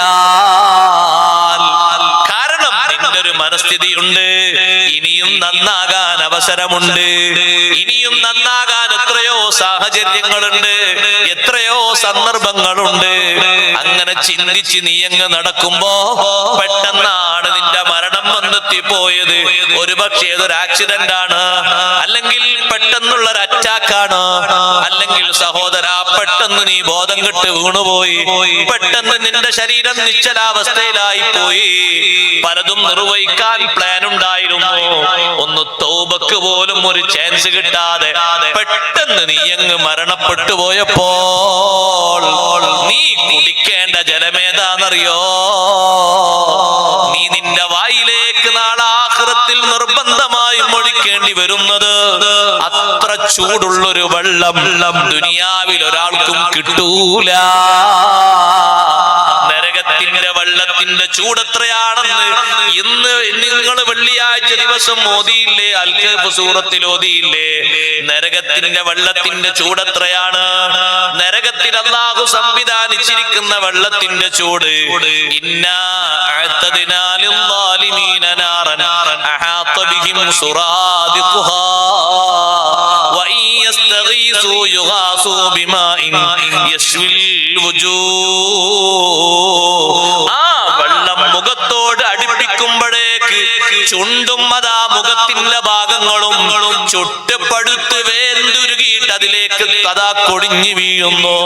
മുഖത്തിന്റെ ഭാഗം മുഴുവനും കരിഞ്ഞുപോയി. യശ്വിൽ വുജൂഹ്. നമുക്ക് പരിചയമുള്ള അതേ ഭാഷ തന്നെ ഖുർആൻ പറഞ്ഞത്. നിങ്ങൾക്ക് ആർക്കും തിരിയാത്ത ഭാഷ അല്ല, ആലിമൊന്നാകണ്ട, നാടന്മാർക്ക് തിരിയണ ഭാഷയിലാണ് അല്ലാഹു തആല പറഞ്ഞത്. ഷവായ അറിയോ? ഷവായ അറിയോ? ഷവർമ അറിയോ? അതിന് നേരെ ജേട്ടനോ അഞ്ചനോ ആണ് ഷവായ. ഷവായ ഇവിടെ ഒന്നുമില്ലേ? ഉണ്ട്. എന്താ ഷവായ എന്ന സാധനം? ചുട്ട് കരിച്ച സാധന. അതിനുള്ള ഒരു പ്രയോഗമാണ് ഖുർആൻ. യശ്വിൽ വുജൂഹ്. മുഖങ്ങളെ ചുട്ട് കരിക്കുന്ന വെള്ളം കുടിക്കണ്ട, അടുത്തേക്ക് അടുപ്പിക്കുമ്പോഴേക്ക് ആ കടുത്ത ചൂടുള്ള ചീഞ്ചലമാണ് കുടിക്കാനുള്ളത്. അതിന്റെ ഒരു നാറ്റോ അതിന്റെ ഒരു ദുർഗന്ധമോ സഹിക്കാൻ കഴിയൂല. ഇവിടത്തെ ഏതെങ്കിലും ഓവുചാലിൽ നിന്ന് വാസനിക്കുന്ന വാസനയല്ല. ഒരൊറ്റ വർഷം കുളിക്കാത്തവന്റെ സ്വകാര്യ അവയവങ്ങളോ അവന്റെ കക്ഷഭാഗമോ വാസനിക്കുന്ന വാസനയല്ല. നരകക്കാരന്റെ സ്വകാര്യ ഭാഗങ്ങളിൽ നിന്ന് ഒലിച്ചിറങ്ങുന്ന ചീഞ്ചലത്തിന്റെ മണം. ഒരൊറ്റ തുള്ളി വെള്ളം ഭൂമിയിലേക്ക് അല്ലാഹു തആല ഒന്ന് ഉറ്റിച്ചാൽ അതിന്റെ വാസന സഹിക്കാൻ കഴിയാതെ ഭൂമിവാസികൾ മുഴുവനും ബോധം കെട്ടി വീഴുമെന്ന് സയ്യിദുനാ റസൂലുള്ളാഹി സ്വല്ലല്ലാഹു അലൈഹി വസല്ലം. അത്രക്ക് ദുർഗന്ധമുള്ള ജലമാണ്. അത് കുടിക്കണോ നമുക്ക്? അല്ലാഹു നമ്മളെ കാക്കട്ടെ. പണം നിയന്ത്രിക്കണം. രക്ഷിതാക്കളോട് ഞാൻ ആമുഖമായി പറയാം, പണം നിയന്ത്രിക്കണം. മക്കളെ കയ്യിലുള്ള പണം നിയന്ത്രിക്കണം. രക്ഷിതാക്കളെ നിയന്ത്രിക്കണം. മുഴുവൻ പണവും സ്വരൂപിച്ചു വെക്കണം. കല്യാണം കഴിക്കാത്ത ഒരു കുട്ടിക്ക് ഓരോ ദിവസവും കിട്ടുന്ന വരുമാനത്തിന് കറക്റ്റായി ഭക്ഷണത്തിനും എണ്ണ അടിക്കാനുള്ള പണം ഒരു രൂപ പോലും ഏറെ കൊടുക്കാൻ പാടില്ല. ഡെപ്പോസിറ്റ് ചെയ്യണം. അവന് കുറച്ചുകൂടി കഴിയുമ്പോൾ ഉംറക്ക് പോകാനോ അല്ലെങ്കിൽ വിവാഹത്തിന് മഹർ വാങ്ങാനോ അല്ലെങ്കിൽ എന്തെങ്കിലുമൊക്കെ 4-5 സെന്റ് വീട് വെക്കാൻ വാങ്ങാനോ നല്ലതിന് ഉപയോഗപ്പെടും. വെറുതെ കയ്യിലിരിക്കുന്ന പണി 1-2 സാധനങ്ങൾ വീട്ടിലേക്ക് മേടിച്ചു വരും. തക്കാളിയോ അല്ലെങ്കിൽ കിഴങ്ങോ അല്ലെങ്കിൽ വലിയ ഉള്ളിയോ. ബാക്കിയുള്ളത് പല ഭാഗത്തൂടെയും പോകും. കുട്ടി അവിടെ ജോലിയില്ല. അവനെത്ര വയസ്സായി? 21 വയസ്സായിട്ടു. കല്യാണം കഴിച്ചില്ല. ജോലി എടുത്ത കാശും കൊണ്ട് അയക്കലുണ്ട്. ഞാൻ പിന്നെ അതൊന്നും ചോദിക്കാറില്ല. മനസ്സിലായി? ചോദിക്കാറില്ലെങ്കിൽ ആ വെറുതെ ഇരിക്കുന്ന പണം അനാവശ്യ മാർഗങ്ങളിലേക്ക് പോകും. ഡെപ്പോസിറ്റ് ചെയ്യണം. ബാപ്പ അല്ലെങ്കിൽ ഉമ്മ അത് സൂക്ഷിക്കണം. നിർബന്ധാണ്. ഒരൊറ്റ കുട്ടിന്റെ കയ്യിലും പണം വെറുതെ കൊടുത്തുകൂടാ. ഞാൻ പറയുന്നതിൽ നിങ്ങളൊന്ന് അന്വേഷിച്ചു നോക്കൂ. നാട്ടിൻ പുറങ്ങളിൽ നടക്കുന്ന യാഥാർത്ഥ്യങ്ങൾ, സംഭവങ്ങൾ മുഴുവനും ഇതാണ്. സഹോദരങ്ങളെ, നമ്മൾ ഈ സദസ്സിൽ ഞാൻ നേരത്തെ ഓതിവെച്ച ആയത്ത് പരിശുദ്ധ ഖുർആനിൽ നിന്ന് ഓതിവെച്ചത് മുത്തഖിയായ നിലക്ക് ജീവിതമാർഗം, ജീവിതത്തിൽ മുഴുവനും ജീവിതകാലം മുഴുവനും തഖ്വയിലായി ജീവിച്ച ഒരു വലിയ മഹാനുഭാവൻ, ഔലിയാക്കളിൽ ഏറ്റവും വലിയ സയ്യിദുനാ അബൂബക്കർ സിദ്ദീഖ് റളിയല്ലാഹു അൻഹുവിനെ പറ്റിയുള്ള ആയത്താണ് നേരത്തെ ഞാൻ ഓതിവെച്ചത്. ആ സിദ്ദീഖ് റളിയല്ലാഹു അൻഹു ഖുർആൻ പറഞ്ഞ പേരറിയോ? അൽ അത്ഖാ വസയുജന്നബുഹൽ അത്ഖാ അല്ലദീ യസ്ലൻ നാറൽ കുബ്റാ വസയുജന്നബുഹൽ അത്ഖാ അല്ലദീ യുതീ മാലഹു യതസക്കാ. സിദ്ദീഖ് റളിയല്ലാഹു അൻഹുവിനെ പറ്റി അല്ലാഹു പറഞ്ഞൊരു സ്ഥാനപ്പേര് വസയുജന്നബുഹാ, ആ നരകത്തിൽ നിന്ന് ബഹുദൂരം അകന്നു നിൽക്കും. നരകത്തെ തൊടൂല, നരകത്തിന്റെ തീപ്പൊരി വാസനിക്കേണ്ടി വരില്ല, നരകത്തിന്റെ വാസന അനുഭവിക്കേണ്ടി വരില്ല, നരകം കണ്ടിട്ട് ഭയന്ന് വിക്കലരാകേണ്ടി വരില്ല. വസയുജന്നബുഹൽ അത്ഖാ, ഏറ്റവും തഖ്വയിൽ ജീവിച്ച, തന്റെ ജീവിതത്തെ തഖ്വയിലാക്കി കൊണ്ട് നടന്ന ബഹുമാനപ്പെട്ട സയ്യിദുനാ അബൂബക്കർ സിദ്ദീഖ് റളിയല്ലാഹു തആല അൻഹു, അല്ലാഹുവിന്റെ മാർഗത്തിൽ വിശ്വസിച്ച 7 മഹാന്മാർ അല്ലാഹുവിന്റെ മാർഗത്തിൽ വിശ്വസിച്ചതിന് വേണ്ടി കഠിന ശിക്ഷ അനുഭവിച്ച 7 ആളുകളെ മോചിപ്പിച്ച മഹാനാണ് സയ്യിദുനാ അബൂബക്കർ സിദ്ദീഖ് റളിയല്ലാഹു അൻഹു. ആ തഖ്വയുടെ ഏറ്റവും വലിയ മൂല്യമാണ് തൊട്ട് താഴെ അല്ലാഹു പറയുന്നത്, അല്ലദീ യുഅ്തി മാലഹു യതസക്കാ, തന്റെ സമ്പത്ത് അല്ലാഹുവിന്റെ മാർഗത്തിൽ ധാരാളം ചെലവഴിച്ചു പോയി. 7 വലിയ മഹാന്മാർ അള്ളാഹുവിൽ വിശ്വസിച്ചു എന്ന ഒറ്റ കാരണം കൊണ്ട്, അഷ്റഫുൽ ഖൽഖ് സല്ലല്ലാഹു അലൈഹി വസല്ലം നിങ്ങൾ വിശ്വസിച്ചു എന്നുള്ള കാരണം കൊണ്ട് അവരുടെ യജമാനന്മാരും കുടുംബക്കാരും കഠിനമായവരെ പീഡിപ്പിച്ചു. ആ കൂട്ടത്തിൽ ഒരാളാണ് സയ്യിദുനാ ബിലാൽ. മറ്റൊരു മഹാനാണ് ആമിർ ഇബ്നു ഫുഹൈറ റളിയല്ലാഹു അൻഹു. വേറെ ഒരു സഹോദരിയാണ് നഹ്ദിയ എന്നൊരു സഹോദരി. 4-ാമത്തെ ആള് ആ സഹോദരിയുടെ മകൾ. 5-ാമത്തെ ആള് സിന്നീറ ബീവി. 6-ാമത്തെ ആള് ഉമ്മു ഈസ റളിയല്ലാഹു അൻഹാ. മറ്റൊന്ന് 7-ാമത്തെ ആള് ബനുൽ മുഅമ്മൽ കുടുംബത്തിലെ അടിമ സ്ത്രീ. 7 പേരുടെയും ചരിത്രങ്ങൾ 7 ആക്കി പറയണം. അതിനൊന്നും സമയം ഒതുക്കൂല, പറയേണ്ട വിഷയങ്ങൾ കുറച്ചുകൂടി ഉള്ളതുകൊണ്ട് ഞാൻ ചുരുക്കി പറഞ്ഞതാണ്. ഈ 7 ആൾക്കാരെ മോചിപ്പിക്കുന്നതിൽ ലക്ഷക്കണക്കിന് സമ്പത്താ ചെലവഴിച്ചത്. ബിലാൽ റളിയല്ലാഹു അൻഹു മോചിപ്പിക്കാൻ എന്ത് വേണമെന്ന് ചോദിച്ചപ്പോ ഉമയ്യത്ത് പറഞ്ഞു ബിലാലിനെ മോചിപ്പിക്കാൻ ഇഷ്ടം പോലെ, കുറച്ചൊന്നുമല്ല, ഒരടിമക്ക് പറയുന്ന മോചനത്തിന് പറയുന്ന സംഖ്യൊന്നുമല്ല, ഒരാളും പറയാത്ത അത്ര വില പറഞ്ഞപ്പോ അബൂബക്കർ റളിയല്ലാഹു അൻഹു ഒരിക്കലും ചിന്തിക്കാതെ, ഒരിക്കലും മടിച്ചു നിൽക്കാതെ കൊടുക്കേണ്ടത് മുഴുവനും അങ്ങ് കൊടുത്തു. എന്നാലും വേണ്ടിയില്ല, ഒരിക്കലും ഈ ശിക്ഷ കാണാൻ പറ്റൂല. ഈ ശിക്ഷിക്കപ്പെടുന്ന ആളുകളെ മോചിപ്പിച്ചത് എന്തിനാണെന്നറിയോ? പിന്നീട് മോചിപ്പിക്കപ്പെട്ട അടിമകളിൽ നിന്ന് വല്ല ലാഭവും കിട്ടാനാണോ? അല്ല. എന്തിനാണ് മോചിപ്പിച്ചത്? തൊട്ടു താഴെ തന്നെ അല്ലാഹു തആല പറഞ്ഞു, വമാലി അഹദിൻ ഇൻദഹു മിൻ നിഅമത്തിൻ തുജ്സാ ഇല്ല ബിത്തിഗാ വജ്ഹി റബ്ബിഹിൽ അഅലാ. മോചനം കിട്ടിയ 7 ആളുകളിൽ നിന്ന് എന്തെങ്കിലും സ്വാധീനം കിട്ടാൻ, എന്തെങ്കിലും സഹായം കിട്ടാനോ, അവരെ മോചിപ്പിച്ചിട്ട് അവര് മരിച്ചു പോകുമ്പോ അനന്തര സ്വത്തിന്റെ ഒരു വിഹിതം മോചിപ്പിച്ച ആൾക്ക് ഇസ്ലാമിൽ അടിസ്ഥാനപരമായിട്ട് ഉണ്ട്. അതൊന്നും കിട്ടാൻ വേണ്ടി മോചിപ്പിച്ചതല്ല.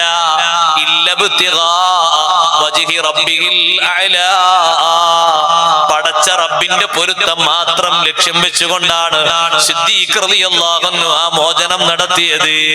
അങ്ങനെ മോചിപ്പിച്ച മഹാനെ പറ്റി അല്ലാഹു പറയുന്ന വാക്ക് അൽ അത്ഖാ, വലിയ തഖ്വയിൽ ജീവിച്ച മഹാനാണ്. ഉമ്മമാരെ, സഹോദരങ്ങളെ, ചെറുപ്പക്കാരെ, സിദ്ദീഖ് റളിയല്ലാഹു അൻഹുവിന്റെ സൂക്ഷ്മതയും സിദ്ദീഖ് റളിയല്ലാഹു അൻഹുവിന്റെ ഭക്തിയും നമ്മൾ പഠിക്കേണ്ടത് തന്നെയാണ്. ഒരു ഹറാമിന്റെ സംശയമുള്ള ഒരു ചെറിയ ധനം സിദ്ദീഖ് റളിയല്ലാഹു അൻഹുവിന്റെ വായിലെത്തി എന്ന് കാണുമ്പോഴേക്ക് എത്രമാത്രം പേടിച്ചുപോയി, എത്രമാത്രം കരഞ്ഞുപോയി. സിദ്ദീഖ് തങ്ങൾക്ക് ഖിദ്മത്തെടുത്തിരുന്ന അടിമ സെയ്ദ് ബിൻ അർഖം റളിയല്ലാഹു അൻഹു പറയുകയാണ്, അബൂബക്കർ സിദ്ദീഖ് റളിയല്ലാഹു അൻഹു അടിമയുണ്ട്. ആ അടിമ എല്ലാ ദിവസവും ജോലിയെടുത്തിട്ട് നല്ല വരുമാനം കൊണ്ടുവന്നു കൊടുക്കും. അടിമ ജോലിയെടുത്തിട്ട് കിട്ടുന്ന വരുമാനം സയ്യിദിന് ഹലാലാണ്. ഒരു ദിവസം ഭക്ഷണം കൊണ്ടുവന്നു കൊടുത്തു. സിദ്ദീഖ് റളിയല്ലാഹു അൻഹു അതിൽ നിന്നൊരു പിടി എടുത്തിട്ട് വായിലേക്ക് ഇട്ടു. ഒരൊറ്റ പിടി ഭക്ഷണമാണ്. സാധാരണ അടിമ ജോലി കഴിഞ്ഞ് വന്നാൽ എന്തെങ്കിലും സിദ്ദീഖ് തങ്ങളെ കയ്യിലേക്ക് കൊടുക്കുമ്പോ സിദ്ദീഖ് റളിയല്ലാഹു അൻഹു ചോദിക്കും, ഇന്ന് എന്തെടുത്ത ജോലി എന്താണ്? ഈ ജോലി ആരാ വീട്ടിലാ ചെയ്തത്? എന്നിട്ട് എത്രയാ ശമ്പളം കിട്ടിയത്? ഈ എന്ത് ഭക്ഷണം കൊണ്ട് വന്നു കൊടുത്താലും ചോദിക്കും, ഈ ഭക്ഷണം എവിടുന്നാ ഉണ്ടാക്കിയത്? അതിന് കാശ് എവിടുന്നാ കിട്ടിയത്? അങ്ങനെ ചോദിക്കാതെ ഒരൊറ്റ ഭക്ഷണവും കഴിക്കാറില്ല. അന്ന് സംഗതി അങ്ങനെ ചോദിക്കാൻ മറന്നുപോയി. ഭക്ഷണം കൊണ്ടുപോയി കൊടുത്തു. ഒരു പിടി ഭക്ഷണം എടുത്തിട്ട് സിദ്ദീഖ് റളിയല്ലാഹു അൻഹു കഴിച്ചു. മാലക കുന്ത തസ്അലുനി കുല്ല ലൈല വലം തസ്അൽനി ലൈല. എല്ലാ രാത്രിയും ഞാൻ ഭക്ഷണം കൊണ്ടുതരുമ്പോ എന്നോട് ചോദിക്കാറുണ്ടല്ലോ, എവിടുന്നാണ് ഭക്ഷണം കിട്ടിയത്? അതിന് സമ്പാദ്യം എവിടുന്നാണ്? ജോലി ഹലാലാണോ എന്നൊക്കെ ചോദിക്കാറില്ലേ? ഇന്ന് എന്തുകൊണ്ട് നിങ്ങൾ ചോദിച്ചില്ല? ഇന്ന് ചോദിക്കാൻ വിട്ടുപോയല്ലോ. സിദ്ദീഖ് തങ്ങൾ പറഞ്ഞു, ഹമലനി അലാ ദാലികൽ ജൂ. ഇന്ന് അല്പം വിശപ്പുണ്ട്, അപ്പൊ ഒരു പിടി ഭക്ഷിക്കട്ടെ എന്ന് കരുതിയിട്ട് പെട്ടെന്നൊരു പിടിയെടുത്ത് ഞാനങ്ങ് ഭക്ഷിച്ചു പോയി. മിൻ ഐന ജീത ബിഹാദാ. എവിടുന്നാണ് ഈ ഭക്ഷണത്തിനുള്ള ധനം കിട്ടിയത്? ആ മനുഷ്യൻ പറഞ്ഞു, അടിമ പറഞ്ഞു, ജാഹിലിയ്യ കാലഘട്ടത്തില് ഞാനൊരു കുടുംബത്തിന്റെ അടുത്തുകൂടെ പോകുമ്പോ എനിക്കന്ന് മന്ത്രിക്കാനൊന്നും അറിയില്ല. ഞാൻ അവർക്ക് മന്ത്രം എന്തോന്ന് ജപിച്ചു കൊടുത്തു. മന്ത്രം ചൊല്ലിക്കൊടുത്തപ്പോ അറിയാത്ത പണിയാണ് ഞാൻ ചെയ്തത്. എനിക്കൊന്നും അറിയില്ല, മന്ത്രിക്കാനൊന്നും അറിയില്ല. അറിയാത്ത പണി ഞാൻ ചെയ്തപ്പോ അവരെന്നോട് പറഞ്ഞു, ഇതിന് നിങ്ങൾക്ക് എന്തെങ്കിലുമൊക്കെ തരാം എന്നവര് വാഗ്ദാനം ചെയ്തു. അങ്ങനെ ഇന്ന് ഞാൻ ആ കുടുംബത്തിന്റെ അടുത്തുകൂടെ പോകുമ്പോ അവിടെ ഒരു കല്യാണം നടക്കുന്നുണ്ട്. കല്യാണം നടക്കുമ്പോ എന്നെ അവര് വിളിച്ചു. എനിക്ക് അന്നത്തെ കൂലിയായിട്ട് എനിക്ക് നിശ്ചിത സംഖ്യ തന്നു. ഞാൻ അതുകൊണ്ട് ഭക്ഷണം വാങ്ങിയിട്ട് നിങ്ങൾക്ക് ഭക്ഷണം കൊണ്ടുവന്നു പോയി.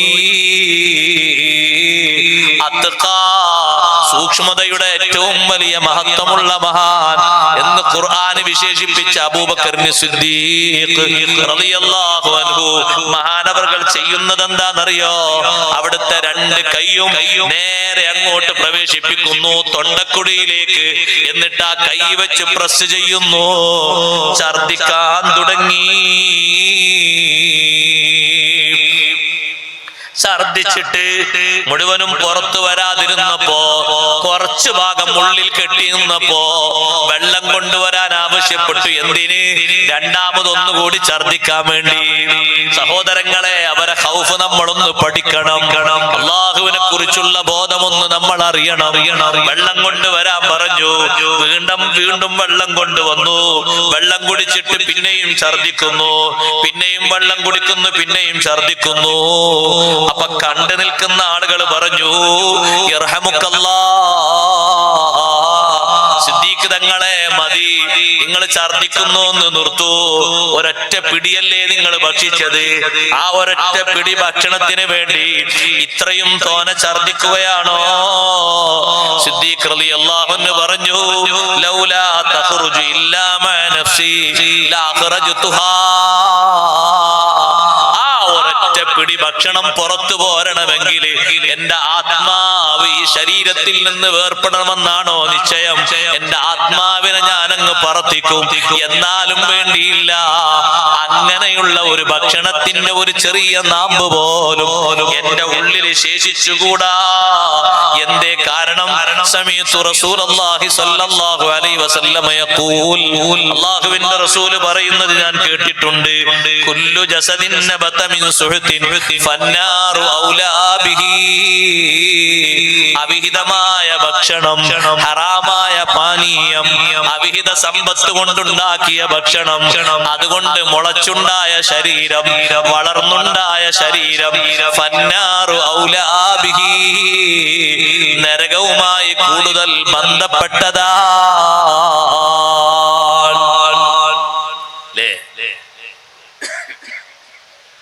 പലിശ പണം. പുരുഷന്മാർക്കും സ്ത്രീകൾക്കും മുമ്പൊക്കെ സ്ത്രീകള് തൊട്ടിട്ടല്ലേ ഒറ്റ സ്ത്രീ. അപ്പൊ വർഷാവർഷം അതിന്റെ കണക്ക് നോക്കിയിട്ട് ഇങ്ങനെ വാങ്ങാണ്. ഒരു പ്രശ്നമില്ല ആളുകൾക്ക്, നമ്മൾ ജീവിച്ചു പോകണ്ടല്ലോ, നമുക്ക് അങ്ങനെ അള്ളാന്റെ അദാബൊന്നും വരുന്നില്ലല്ലോ. ഉസ്താദ് വാർന്ന ശരിക്കാണെങ്കിൽ പെട്ടെന്ന് വരണ്ടേ അല്ലേ?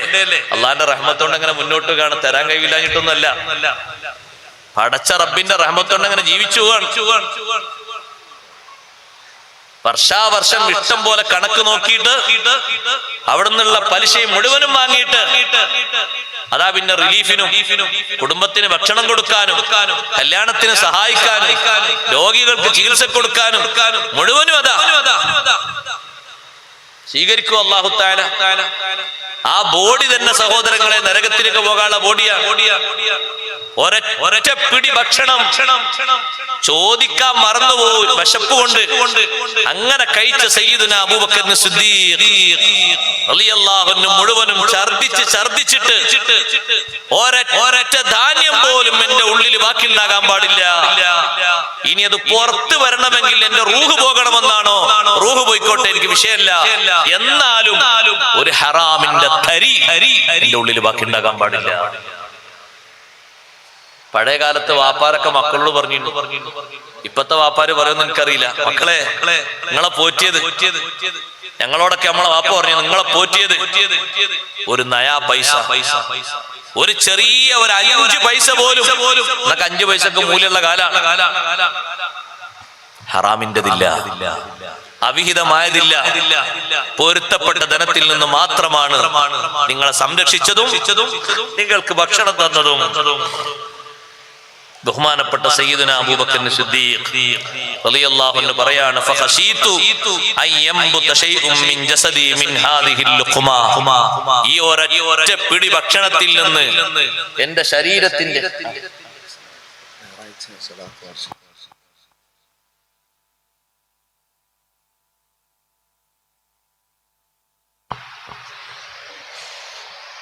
ഞായറാഴ്ച എന്നാണ്, മറ്റന്നാളല്ലേ? നാളെയും കഴിഞ്ഞ് മറ്റന്നാൾ നമ്മുടെ സ്വലാത്ത് വാർഷികത്തിന്റെ സദസ്സാണ്. ബഹുമാനപ്പെട്ട ഖുറത്തു സാദാത്ത് ഖുറത്തങ്ങൾ വരും. അല്ലാഹു തആല അവിടുത്തെ ആഫിയത്തുള്ള ദീർഘായുസ്സ് കൊടുക്കട്ടെ.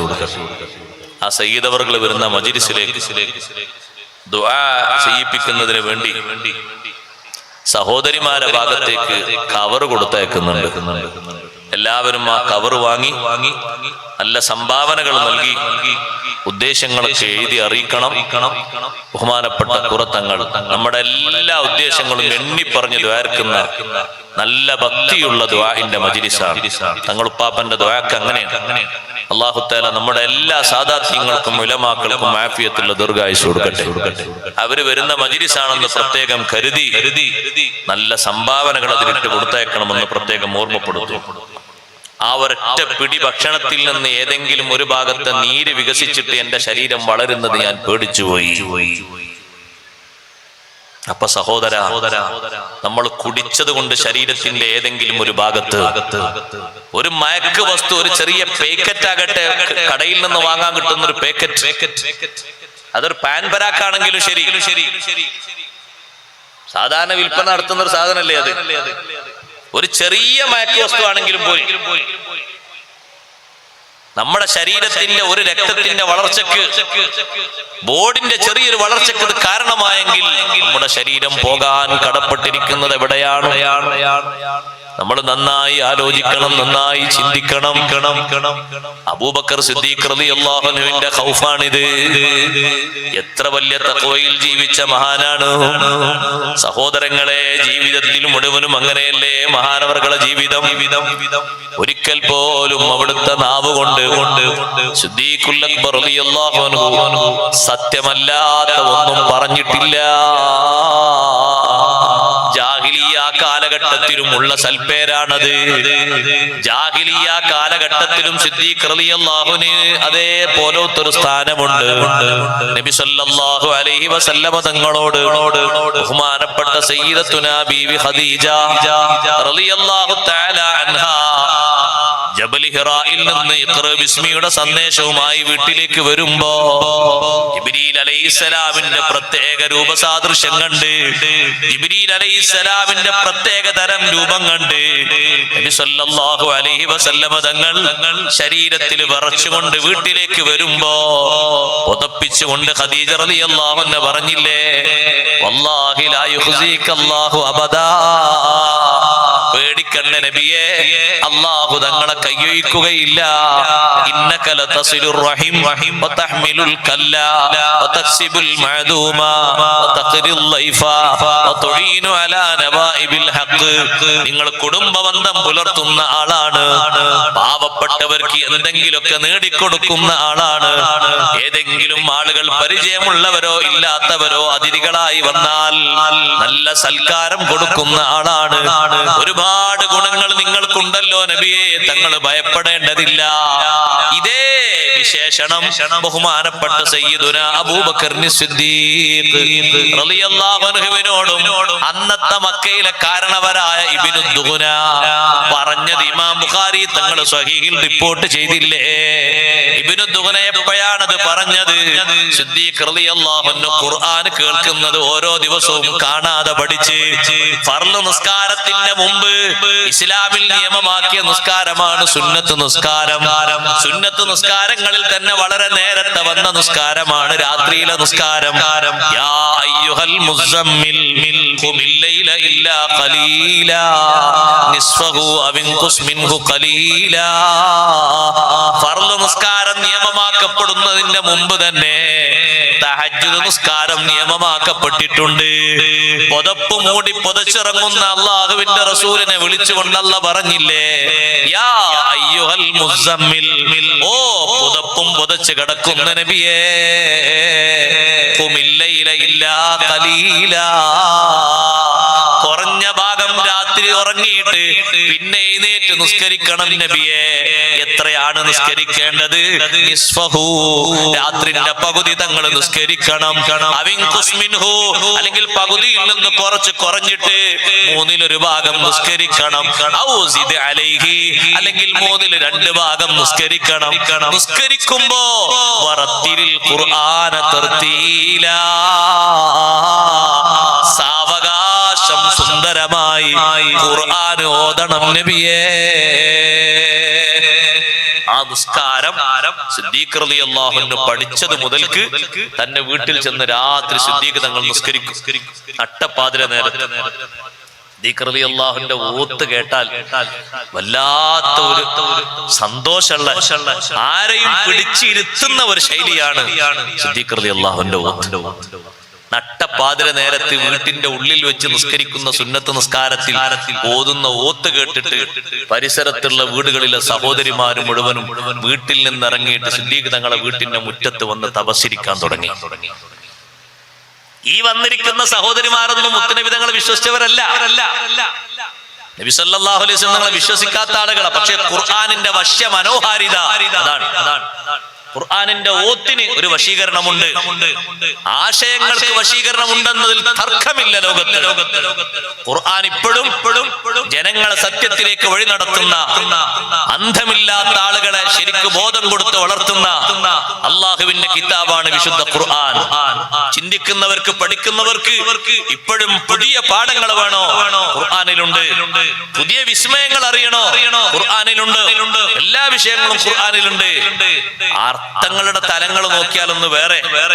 പാരായണത്തിന്റെ ഓത്തിന്റെ രസം കേട്ടിട്ട് ഉറങ്ങുന്ന സഹോദരിമാരെ എണീറ്റ് വന്നു എന്നാണ് ഖുർആനിന്റെ വശ്യത. എത്രയാണ് സഹോദരങ്ങളെ, സുഹൃത്തുക്കളെ, പാട്ടിലൊന്നല്ല ആനന്ദമുള്ളത്.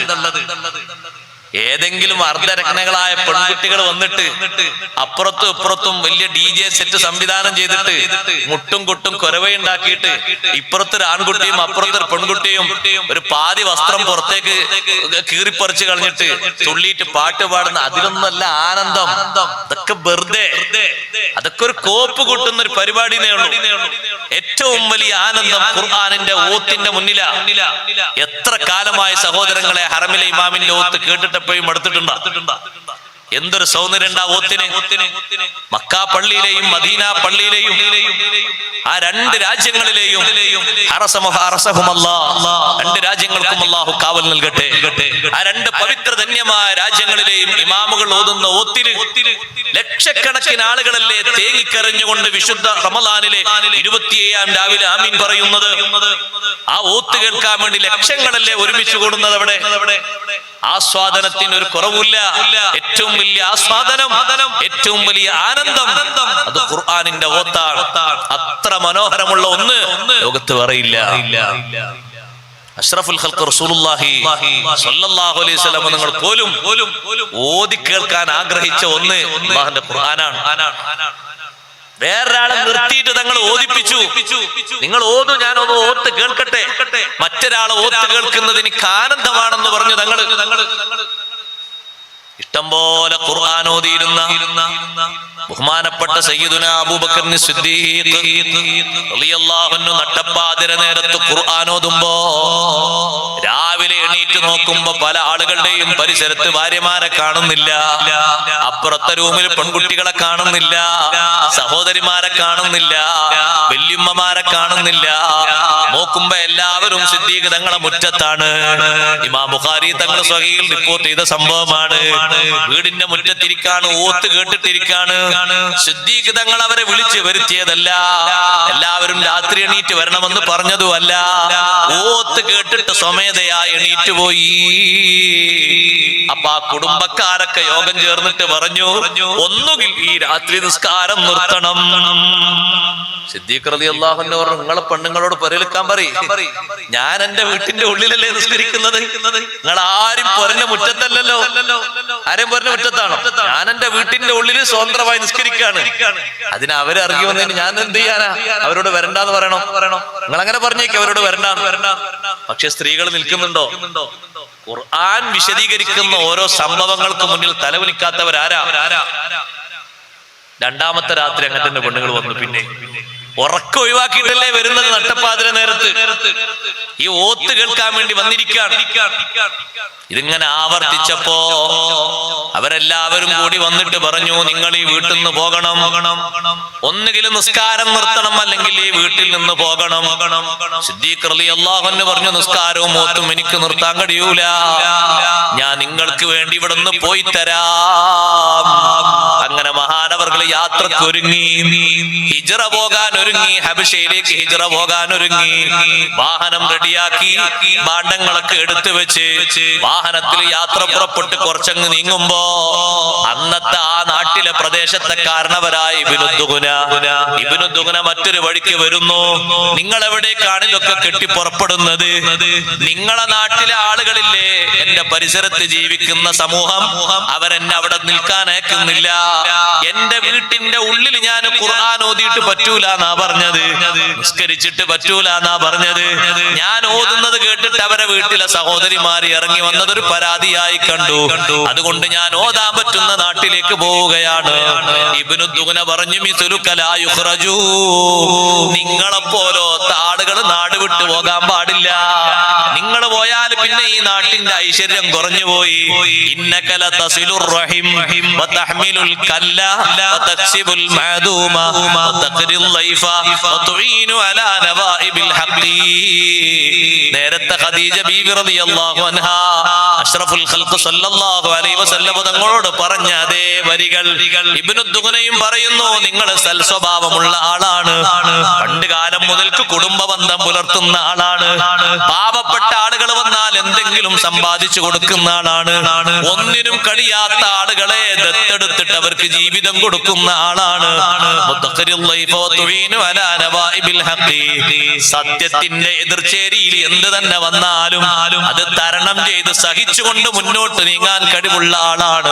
നിങ്ങൾ പോകാൻ പാടില്ല, നിങ്ങൾക്ക് ഞാൻ അഭയം തന്നിരിക്കുന്നു, നിങ്ങൾ തിരിച്ചു പോകണം. യാത്ര നിർത്തിയിട്ട് സിദ്ദീഖ് റളിയല്ലാഹു അൻഹു വീണ്ടും വീട്ടിലേക്ക് മടങ്ങി. സിദ്ദീഖ് റളിയല്ലാഹു അൻഹു പോയില്ലേന്ന് കരുതിയിട്ട് അവരൊക്കെ സന്തോഷിച്ചു. അന്ന് രാത്രി പിന്നെയോ അതാ പെണ്ണുങ്ങളെ അടുത്ത് കാണുന്നില്ല, സഹോദരിയെ കാണുന്നില്ല, മക്കളെ കാണുന്നില്ല. അപ്പൊ എല്ലാവരും കൂടി എണീറ്റ് പറഞ്ഞു, സിദ്ദീഖ് റളിയല്ലാഹു അൻഹു ഇവിടുന്ന് പോയല്ലോ, പിന്നെ ഈ പെണ്ണുങ്ങളൊക്കെ എവിടേക്കാണ് എണീറ്റ് പോയത്? അവര് പോയി നോക്കുമ്പോ വീണ്ടും സിദ്ദീഖ് റളിയല്ലാഹു അൻഹു വീട്ടിന്റെ ഉള്ളിൽ നിന്ന് ഓതുന്നുണ്ട്, നിസ്കരിക്കുന്നുണ്ട്. സുബഹിന്റെ ശേഷം അവർ ചോദിച്ചു, അല്ല നിങ്ങൾ ഇന്നലെ ഇവിടുന്ന് പോയതല്ലേ? പിന്നെന്തിനാ നിങ്ങൾ ഇങ്ങോട്ട് വന്നത്? നിങ്ങളൊക്കെ അംഗീകരിക്കുന്ന ഇബ്നു ദുഗ്ന എനിക്ക് അഭയം തന്നു, അങ്ങനെ ഞാൻ വന്നതാണ്. അപ്പൊ ഈ മനുഷ്യന്മാരെല്ലാവരും കൂടി ഇബ്നു ദുഗ്നന്റെ അടുത്ത് പോയിട്ട് പറഞ്ഞു, നിങ്ങളൊരൊറ്റ കാരണം കൊണ്ടാണ് മൂപ്പര് തിരിച്ചു വന്നത്. ഇപ്പൊ തന്നെ മൂപ്പരെ പറഞ്ഞേക്കണം, നിങ്ങൾ കൊടുത്ത അഭയം തിരിച്ചു വാങ്ങണം. നിങ്ങളെ കേരളത്തിൽ ജീവിക്കാൻ പാടില്ല, ഞങ്ങൾ അഭയം കൊടുത്തുകൊണ്ടാ തിരിച്ചു വന്നത്. ഞങ്ങളെ പെണ്ണുങ്ങളും ഞങ്ങളെ ഭാര്യ മക്കളും കുടുംബവും ഒക്കെ രാത്രി എണീറ്റ് ആ വീട്ടിന്റെ മുറ്റത്ത് പോയിരിക്കുകയാണ്. ഇബ്നു ദുഗ്ന ഇവരൊക്കെ വന്ന് പറഞ്ഞപ്പോ പേടിച്ചിട്ട് ഇബ്നു ദുഗ്ന പോയിട്ട് പറഞ്ഞു, നിങ്ങൾക്ക് ഞാൻ തന്ന അഭയം തിരിച്ചു തരണം, ആളുകൾ എന്നെ ശല്യം ചെയ്യുന്നുണ്ട്. അബൂബക്കർ സിദ്ദീഖ് റളിയല്ലാഹു അൻഹു പറഞ്ഞു, ഈ വീട്ടിൽ നിന്ന് ഞാൻ എങ്ങോട്ടും പോകൂല, നിങ്ങൾ തന്ന അഭയം നിങ്ങൾ തിരിച്ചെടുത്തോളൂ. അള്ളാഹുവിന്റെ കാവലിന്റെ സംരക്ഷണത്തിൽ ഞാൻ തൃപ്തിപ്പെടുന്നു. എനിക്കാരും കാവൽ വേണ്ട, ഞാൻ ഇവിടെ തന്നെ ഉണ്ടാകും. ഖുർആനോദും ചെയ്യും, നിസ്കരിക്കും ചെയ്യും. അത് കേട്ട് ഉൾക്കൊള്ളുന്ന ആൾക്കാർ ഉൾക്കൊള്ളും, സ്വീകരിക്കുന്ന ആൾക്കാർ സ്വീകരിക്കും. ഇത്രയേ ഉള്ളൂ. വേറെ ആരും പേടിച്ചു പോകുന്ന പ്രശ്നമല്ല. സിദ്ദീഖ് റളിയല്ലാഹു അൻഹു ഉറച്ചു. ആ സിദ്ദീഖ് റളിയല്ലാഹു അൻഹു തന്റെ നാവിനെ ഒരിക്കലും സത്യമല്ലാത്ത ഒരു കാര്യത്തിനും ഉപയോഗപ്പെടുത്തിയിട്ടില്ല. സത്യം അംഗീകരിക്കുന്നതിന് അങ്ങേ അറ്റം നമ്മൾ മാതൃകയാക്കേണ്ട വലിയൊരു മഹാനാണ് സയ്യിദുനാ അബൂബക്കർ സിദ്ദീഖ് റളിയല്ലാഹു അൻഹു. ഇന്ന് നിങ്ങൾ നോക്ക്, ജനങ്ങൾക്ക് സംശയത്തിന്റെ കൂമ്പാരാണ്. നബി സല്ലല്ലാഹു അലൈഹി വസല്ലം ഒരു കാര്യം പറഞ്ഞു എന്ന് ഏതെങ്കിലും ഒരു ആലിമ് പറഞ്ഞ അപ്പുറത്തുള്ള ആളുകൾ ചോദിക്കാണ്, അങ്ങനെ പറഞ്ഞോ? ആ പറഞ്ഞത് അങ്ങനെ ശരിയാണോ? അത്രയും കണ്ട് ശരിയാണോ? ഒരു വലിയ ആലിമ് പറയാണ് അള്ളാഹുവിന്റെ റസൂൽ അങ്ങനെ പറഞ്ഞു, ശരിയായ നിലക്ക് തെളിവൊക്കെ ഉദ്ധരിച്ച് പറഞ്ഞാലും ആളുകൾക്ക് സംശയം, സന്ദേഹം. അങ്ങനെ നബി തങ്ങൾ പറഞ്ഞോ? അങ്ങനെ പറഞ്ഞിട്ടുണ്ടാവൂലല്ലോ. സിദ്ദീഖ് റളിയല്ലാഹു അൻഹുവിന്റെ ഈമാൻ നോക്ക്. അഷ്റഫുൽ ഖൽഖ് റസൂലുള്ളാഹി സ്വല്ലല്ലാഹു അലൈഹി വസല്ലം ഇസ്രാഉം മിഅ്റാജും കഴിഞ്ഞ് സഹോദരങ്ങളെ തിരിച്ച് മക്കയിലെത്തിയപ്പോ രാവിലെ നേരം വെളുത്തപ്പോ അബൂജഹലിനെ കണ്ടു. എല്ലാ ദിവസവും അബൂജഹൽ ചോദിക്കും, എന്തെങ്കിലും പുതിയ വിശേഷമുണ്ടോ, പുതിയ വിശേഷമുണ്ടോ എന്ന് ചോദിക്കും. അന്നും ചോദിച്ചെന്ന് പുതിയ വല്ല വർത്തമാനങ്ങളുണ്ടോ? അല്ലാഹുവിന്റെ റസൂൽ പറഞ്ഞു, ഉണ്ട്. ഇന്നലെ രാത്രി നിങ്ങളൊക്കെ ഭക്ഷണം കഴിച്ച് കിടന്ന സമയത്ത് ഈ മസ്ജിദുൽ ഹറാമിന്റെ മുറ്റത്ത് നിന്ന് മസ്ജിദുൽ അഖ്സയിലേക്ക് ഞാൻ ബുറാഖിൽ യാത്ര ചെയ്തു. ജിബ്രീൽ അലൈഹിസ്സലാമു എന്റെ കൂടെ ഉണ്ടായിരുന്നു. അവിടെ വെച്ച് അംബിയാഇനെ കണ്ടു, അവർക്ക് ഇമാമായി നിസ്കരിച്ചു. അതിനുശേഷം 7 ആകാശങ്ങളിലേക്ക് ഞാൻ സന്ദർശനം നടത്തി. സ്വർഗവും നരകവും അർശും കുർസിയും ലൗഹും ഖലമും എല്ലാം കണ്ട് അള്ളാഹുവിനെയും സന്ദർശിച്ചു, അള്ളാഹുവിനെയും കണ്ടു. ഞാൻ തിരിച്ചു നേരം വെളുക്കുന്നതിന്റെ മുമ്പ് ഇതേ സ്ഥലത്ത് തന്നെ വന്നെത്തിപ്പോയി. അബൂജഹൽ പറഞ്ഞു, ഇത് വല്ലാത്ത ഒരു സംഗതിയാണ്. തന്റെ കൂടെയുള്ള ആളുകളോട് പോയിട്ട് പറഞ്ഞു, ഇത് നമുക്ക് കിട്ടിയ ഏറ്റവും വലിയൊരു തുരുപ്പ് ചീട്ടാണ്. ഇത് വെച്ച് വിശ്വസിച്ച ആളുകളെ നമുക്ക് പിന്തിരിപ്പിക്കാം. വിശ്വസിച്ച ആളുകൾ അന്ന് 40 തികയൂല, കുറഞ്ഞ ആളുകളല്ലേ ഉള്ളൂ. അവരോട് പെട്ടെന്ന് പറഞ്ഞ് പിന്തിരിപ്പിക്കാം.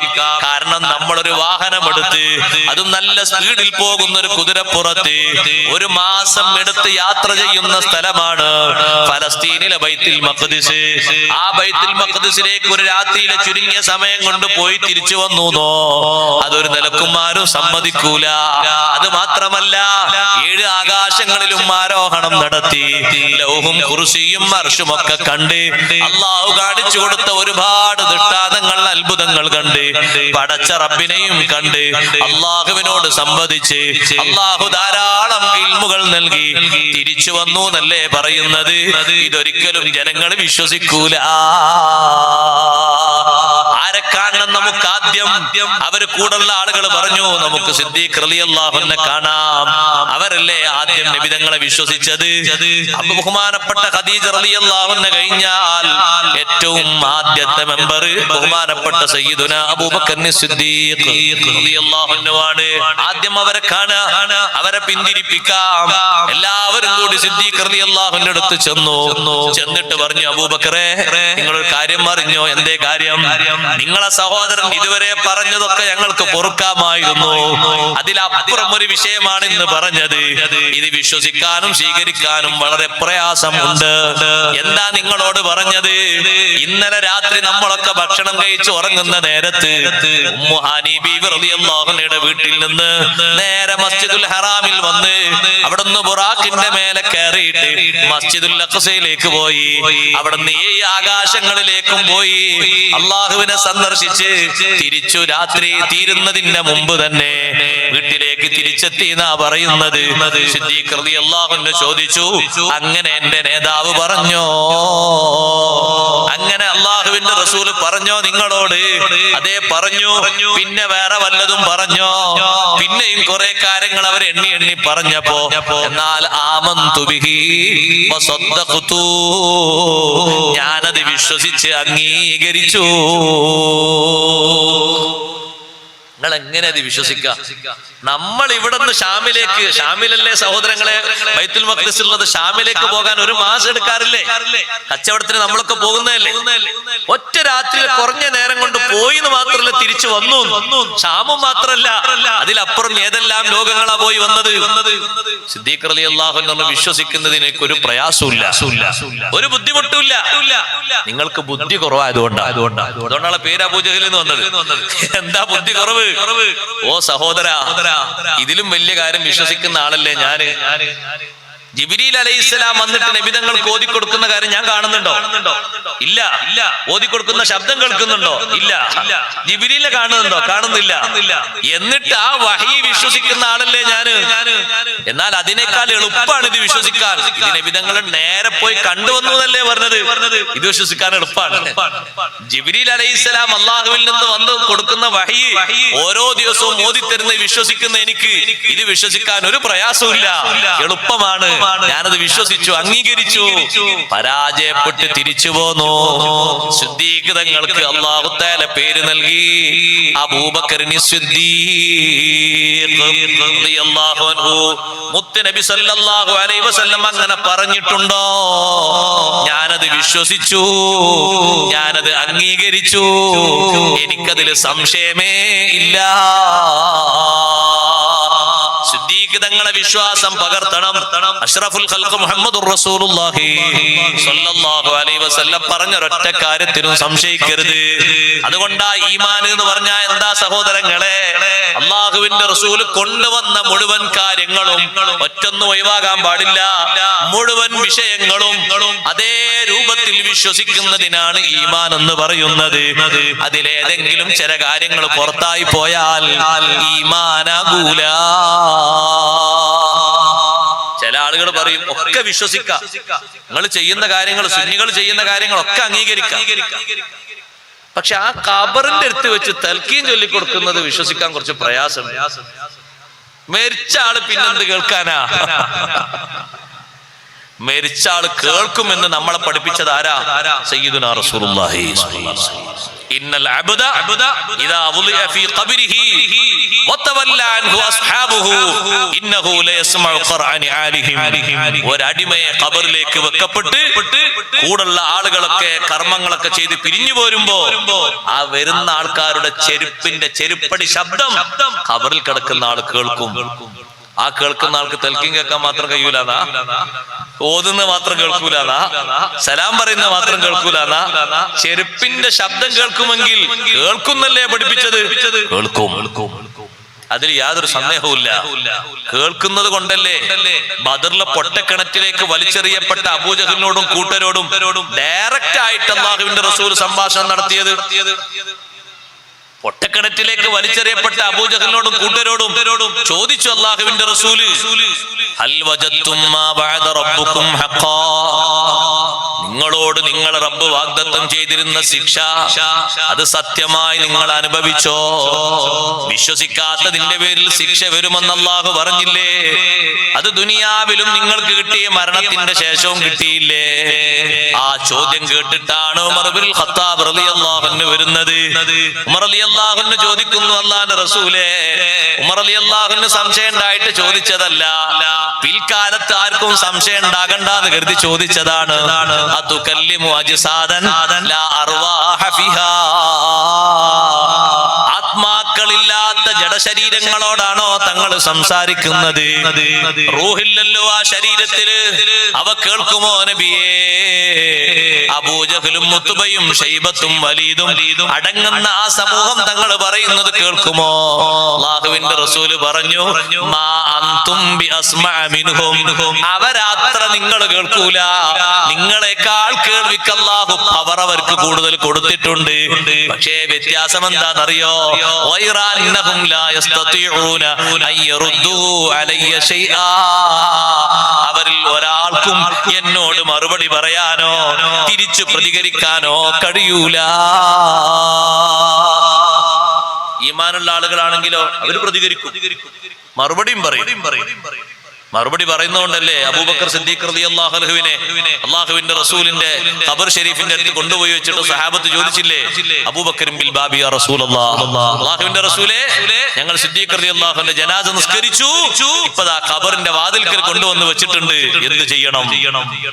ഖബർ ഷരീഫിന്റെ ഉള്ളിൽ നിന്ന് മറുപടി വന്നു, ലമ്മുൽ ഹബീബ ഇലൽ ഹബീബ്, എന്റെ പ്രിയപ്പെട്ട ആളെ, എന്റെ പ്രിയപ്പെട്ട ആളല്ലേ സിദ്ദീഖ് തങ്ങള്, എന്നിലേക്ക് ചേർത്തി വെക്കൂ. അങ്ങനെ ഒരിക്കലല്ല പലതവണ മറുപടി കിട്ടിയിട്ടുണ്ട്. പക്ഷെ ഇവർക്ക് മറുപടി പറയാനുള്ള കഴിവല്ല കൊടുക്കൂല. അവര് മറുപടി പറയാത്തോണ്ട് കേൾക്കൂല എന്ന് വിചാരിക്കരുത്, കേൾക്കും, കൃത്യമായി കേൾക്കും, മറുപടി പറയാൻ കഴിയൂല. അപ്പൊ ഖബറാളി കേൾക്കും, കേൾക്കുന്ന ആൾക്ക് തന്നെ പറഞ്ഞു കൊടുക്കുന്നത് കേൾക്കാത്ത ആൾക്കൊന്നല്ല. തൽക്കീൻ ചൊല്ലി കൊടുക്കുന്നതിന് വലിയ ഫലമുണ്ട്. മോമിനീങ്ങൾ ഖബറിന്റെ അടുത്ത് നിന്നാൽ തന്നെ വലിയ ഫലമുണ്ട് എന്നല്ലേ സഹാബത്ത് പഠിപ്പിച്ചത്. അപ്പൊ സഹോദര, ഒന്നിലും സംശയം വേണ്ട, ഉറച്ച ഈമാനോടെ ജീവിക്കണം. അല്ലാഹു തആല തൗഫീഖ് നൽകട്ടെ. ആ അബൂബക്കർ സിദ്ദീഖ് റളിയല്ലാഹു അൻഹു ഖലീഫത്തു റസൂലില്ലാഹ്, അല്ലാഹുവിന്റെ റസൂലിന്റെ ഖലീഫ എന്ന പേരിൽ അറിയപ്പെട്ട മഹാനല്ലേ. മഹാനവറുകളുടെ ഖൗഫ് എത്ര വലുതാണ്.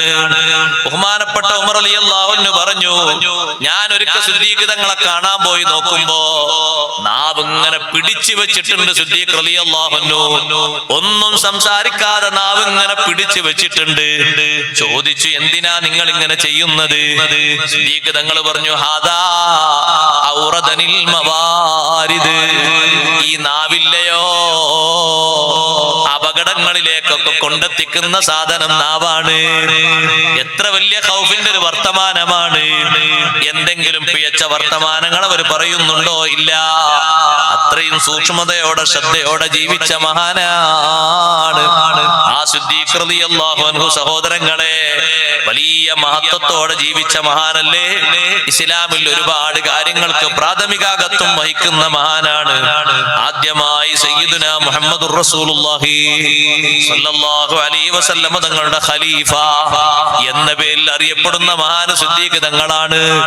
നമ്മൾ ഓതുന്ന ഖുർആനില്ലേ, ആ ഖുർആനിനെ ഒറ്റ കോപ്പിയിലാക്കി ആദ്യമായി ഒരുമിച്ച് കൂട്ടിയത്, ജമ്മു ചെയ്തത് ബഹുമാനപ്പെട്ട സയ്യിദുനാ അബൂബക്കർ സിദ്ദീഖ് റളിയല്ലാഹു അൻഹു ആണ്. സ്വന്തം ബാപ്പ ജീവിച്ചിരിക്കെ ഖിലാഫത്ത് ഏറ്റെടുക്കാൻ ആദ്യമായി ഖലീഫയാകാൻ ഭാഗ്യം കിട്ടിയൊരു മഹാനും സിദ്ദീഖ് റളിയല്ലാഹു അൻഹു തന്നെയാണ്. ഉമർ ബിൻ ഖത്താബ് തങ്ങൾ ഖലീഫയാകുമ്പോ ബാപ്പ ഹയാത്തിലില്ല. ഉസ്മാൻ തങ്ങൾ ഖലീഫയാകുമ്പോ ബാപ്പ ഹയാത്തിലില്ല. അലി ഇബ്നു അബീ ത്വാലിബ് തങ്ങൾ ഖലീഫയാകുമ്പോ ബാപ്പ ഹയാത്തിലില്ല. സിദ്ദീഖ് തങ്ങൾ ഖലീഫയാകുമ്പോ അവിടുത്തെ ബാപ്പ ഹയാത്തിലുണ്ട്. മാത്രമല്ല, സംശയാസ്പദമായി എന്തെങ്കിലും ഒരു ഭക്ഷണം ഉള്ളിൽ പെട്ടിട്ട് ഛർദിച്ച ഒരുപാട് മഹാന്മാരുണ്ട്. അവരിൽ ആദ്യത്തെ മഹാൻ സയ്യിദുനാ അബൂബക്കർ സിദ്ദീഖ് റളിയല്ലാഹു അൻഹു. അഷ്റഫുൽ ഖൽഖ് മുഹമ്മദുർ റസൂലുള്ളാഹി സ്വല്ലല്ലാഹു അലൈഹി വസല്ലം തങ്ങൾ ദുനിയാവിൽ മാത്രമല്ല സിദ്ദീഖ് തങ്ങൾക്ക് സ്ഥാനം കൊടുത്തിരിക്കുന്നത്, ആഖിറത്തിലും വലിയ സ്ഥാനം തന്നെയാണ്. ഒരിക്കൽ തങ്ങൾ പറഞ്ഞു, സിദ്ദീഖേ, ജിബ്രീൽ അലൈഹിസ്സലാം എന്റെ അടുത്ത് വന്നിട്ട് എന്റെ കൈ പിടിച്ചിട്ട് സ്വർഗത്തിന്റെ വാതിലിന്റെ അടുത്തേക്ക് എന്നെ കൊണ്ടുപോയി എന്നെ നിർത്തി. സ്വർഗം ഞാൻ ഇങ്ങനെ നോക്കിപ്പോയി. സിദ്ദീഖ് റളിയല്ലാഹു അൻഹു ഒരിക്കൽ നബി തങ്ങളെ കാണാൻ പോയി നോക്കുമ്പോ നബി സല്ലല്ലാഹു അലൈഹി വസല്ലം നിങ്ങൾ വല്ലാത്തൊരു നോട്ടം നോക്കുന്നുണ്ട്. അപ്പൊ ചോദിച്ചു, അല്ലാഹുവിന്റെ റസൂലേ എന്താണ് ഇങ്ങനെ നോക്കുന്നത്? ഒന്നുമല്ല, നിങ്ങൾ വരുന്നതിന്റെ കുറച്ച് മുമ്പ് ജിബ്രീൽ അലൈഹിസ്സലാം ഇവിടെ വന്നിരുന്നു. എന്റെ കയ്യും പിടിച്ച് അങ്ങനെ മുന്നോട്ട് കൊണ്ടുപോയിട്ട് സ്വർഗത്തിലേക്ക് നോക്കൂ എന്ന് പറഞ്ഞു സ്വർഗം കാണിച്ചു തന്നു. ഞാൻ ആ സ്വർഗം കണ്ട പ്രതീതിയിൽ ഇങ്ങനെ നിൽക്കാണ്. അപ്പൊ അബൂബക്കർ സിദ്ദീഖ് തങ്ങൾ പറഞ്ഞു, അല്ലാഹുവിന്റെ റസൂലേ വദിത്തു അന്നീ കുന്തു മഅക ഹത്താ അൻദുറ ഇലൈഹി. ജിബ്രീല വന്ന സമയത്ത് ഞാനും കൂടെ ഉണ്ടായിരുന്നെങ്കിൽ എന്റെ കയ്യും പിടിച്ച് എനിക്കും സ്വർഗമൊന്ന് നോക്കി നിൽക്കാമായിരുന്നല്ലോ. സിദ്ദീഖ് റളിയല്ലാഹു അൻഹുവോട് മുത്തുനബി സല്ലല്ലാഹു അലൈഹി വസല്ലം പറഞ്ഞു, ഒട്ടും വിഷമിക്കേണ്ടതില്ല. അമാ ഇന്നക യാ അബൂബക്കർ അവ്വലു മൻ യദ്ഖുലുൽ ജന്നത മിൻ ഉമ്മത്തി. എന്റെ ഉമ്മത്തിൽ നിന്ന് നാളെ ആഖിറത്തിൽ ആദ്യം സ്വർഗത്തിലെത്തുന്നത് നിങ്ങളാകുന്നു. നിങ്ങളല്ലേ എന്റെ ഉമ്മത്തിൽ നിന്ന് ആദ്യം സ്വർഗത്തിലെത്തുന്നത്. അഷ്റഫുൽ ഖൽഖ് റസൂലുള്ളാഹി സ്വല്ലല്ലാഹു അലൈഹി വസല്ലം തങ്ങൾ സിദ്ദീഖ് തങ്ങളോട് പറഞ്ഞതാണ്, ഓ സഹോദരങ്ങളെ, സിദ്ദീഖ് റളിയല്ലാഹു അൻഹു വിശ്വാസരംഗത്തും കർമ്മരംഗത്തും എല്ലാ രംഗത്തും മുൻപന്തിയിൽ നിന്ന മഹാനാണ്. അല്ലാഹുവിന്റെ റസൂലിന്റെ കൂടെ നടന്നിട്ട് നബി സല്ലല്ലാഹു അലൈഹി വസല്ലം തങ്ങളോടൊപ്പം നടന്നിട്ട് ഖുർആൻ സിദ്ദീഖ് തങ്ങളെ പറ്റി പറഞ്ഞില്ലേ, ഇദ്ഹുമാ ഫിൽ ഗാരി. രണ്ടുപേരും ഗുഹയിൽ ഒരുമിച്ച് നിന്നപ്പോ സാനിയസ്നൈനി ഇദ്ഹുമാ ഫിൽ ഗാർ. രണ്ടിൽ ഒരാളായിട്ട് നിൽക്കാൻ സിദ്ദീഖ് റളിയല്ലാഹു അൻഹു കഴിഞ്ഞു. സാനിയസ്നൈൻ, രണ്ടിൽ ഒരാളായിട്ട്. എല്ലാവരും ഹിജ്റക്ക് സമ്മതം ചോദിച്ചപ്പോ എല്ലാവർക്കും നബി തങ്ങൾ ഓരോ ഘട്ടത്തിൽ സമ്മതം കൊടുത്തു. ഉമർ റളിയല്ലാഹു അൻഹു നബി തങ്ങളെ മുമ്പ് പോയിട്ടുണ്ട് മദീനയിലേക്ക്. ഞാൻ പോകട്ടെ നബിയെ. സിദ്ദീഖ് തങ്ങളോട് നിങ്ങൾ പോകാനായിട്ടില്ല, നിങ്ങൾക്ക് പോകാനായിട്ടില്ല. ഞാൻ പറയും. പിന്നെയും ചോദിക്കും, അവരും ഇവരൊക്കെ പോയി, ഞാനും പോകട്ടെ ഹിജ്റ. നിങ്ങൾ പോകാനായിട്ടില്ല, നിങ്ങൾക്ക് സമയമാകുമ്പോ ഞാൻ പറയും. ഹിജ്റക്ക് സമയമായ സന്ദർഭം അഷ്റഫുൽ ഖൽഖ് സല്ലല്ലാഹു അലൈഹി വസല്ലം എല്ലാ ദിവസവും സിദ്ദീഖ് തങ്ങളെ വീട്ടിലേക്കും സിദ്ദീഖ് റളിയല്ലാഹു അൻഹു എല്ലാ ദിവസവും മുത്തുനബി തങ്ങളെ വീട്ടിലേക്കും പോകും. രണ്ടുപേരും അങ്ങോട്ടും ഇങ്ങോട്ടും പോകാത്ത ഒരൊറ്റ ദിവസമില്ല. അല്ലാഹു തആല അവർക്കിടയിൽ നൽകിയ മഹബ്ബത്ത് അത് വിവരിച്ചാലും വർണ്ണിച്ചാലും തീരൂല. അല്ലാഹു തആല അവരോടുള്ള ഹുബ്ബ് നമുക്ക് വർദ്ധിപ്പിക്കുമാറാകട്ടെ.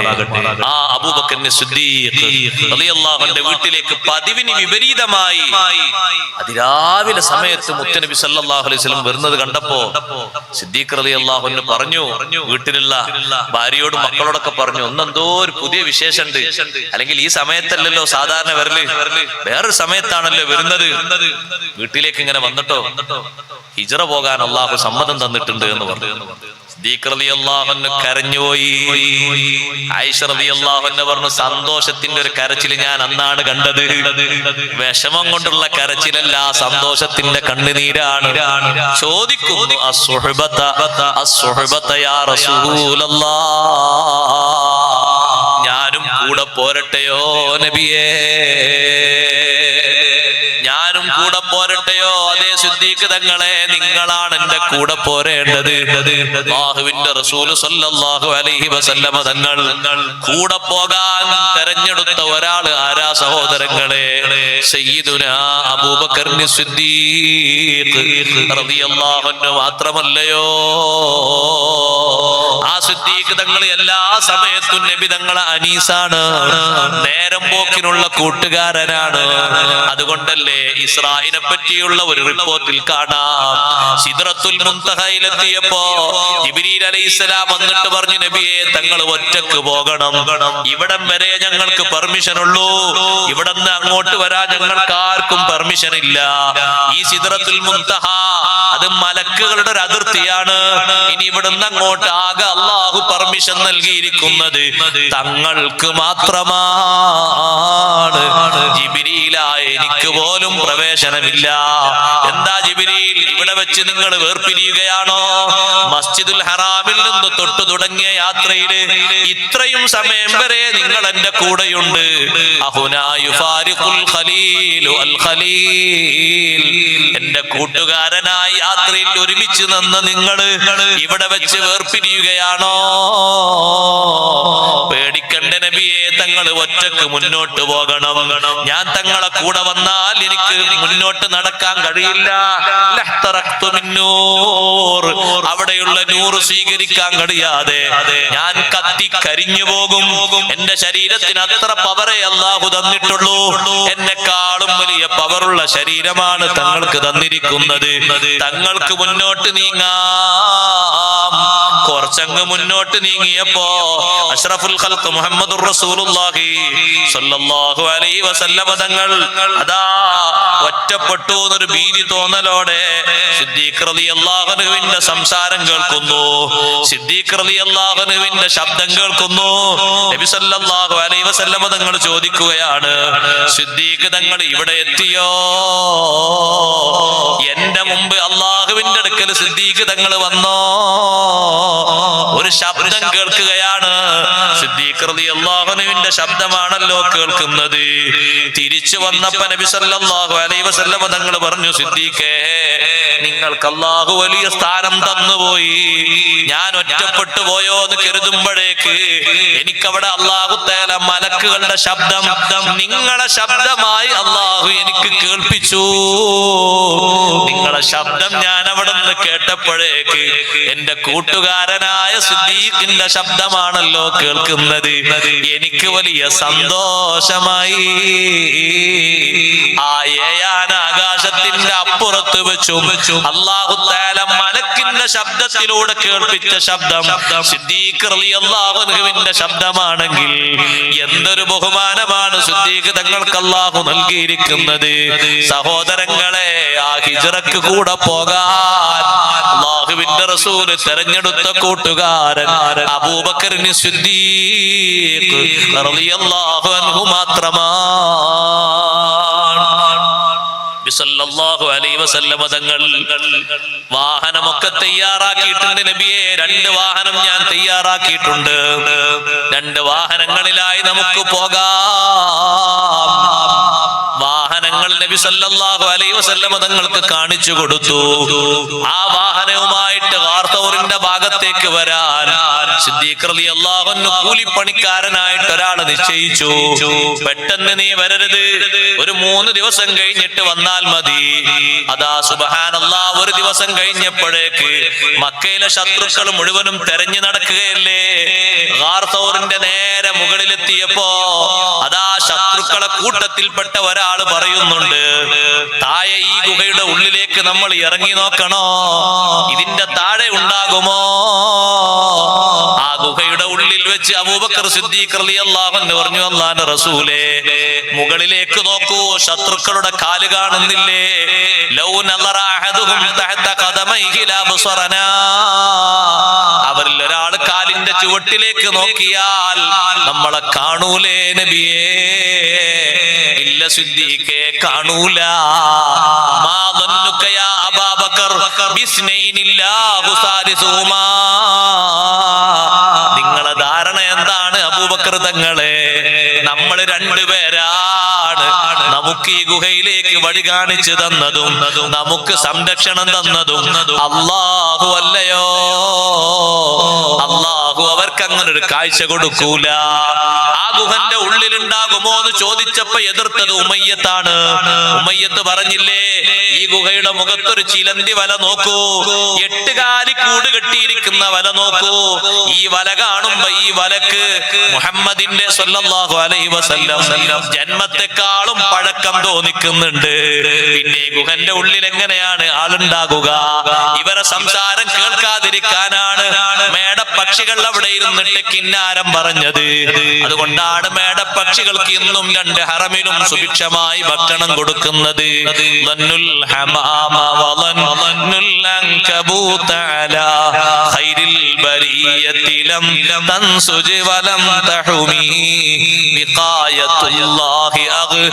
عن مضاعفتي من الدروع وعن حال من اللطم. അള്ളാഹുവിന്റെ കാവല് എത്രമാത്രം വലുതാണ്. ചെറിയ പക്ഷികളെ കൊണ്ട് അള്ളാഹു വലിയ കാവൽ നൽകിയില്ലേ? മേടപ്രാക്കൾ അവിടെ വന്ന് മുട്ടയിട്ടിരിക്കുന്നത്, കിന്നാരം പറയുന്നത്, വലിയ ശത്രു സമൂഹത്തെ തിരിച്ചുവിടാൻ അള്ളാഹു ഹേതുവാക്കിയില്ലേ? എത്ര വലിയ കഴിവാണ് റബ്ബ് തആലക്ക്. ചെറിയ ചെറിയ കാര്യങ്ങളെ കൊണ്ട് വലിയ കഴിവ് നൽകുന്ന, വലിയ കാവൽ നൽകുന്ന അല്ലാഹ്. എട്ടുകാലി വല വെച്ചിട്ടും മേടപ്രാക്കള് കിന്നാരം പറഞ്ഞിട്ടും ലോകത്തിന്റെ നേതാക്കൾക്ക് കാവലൊരുക്കിയ റബ്ബ് സുബ്ഹാനഹു വ തആല അവരതിൽ നിന്ന് പുറത്തിറങ്ങിയിട്ട് യാത്ര ചെയ്യുമ്പോഴും എത്ര വലിയ കാവലാ കൊടുത്തത്. ചെറിയ കാവലല്ലല്ലോ.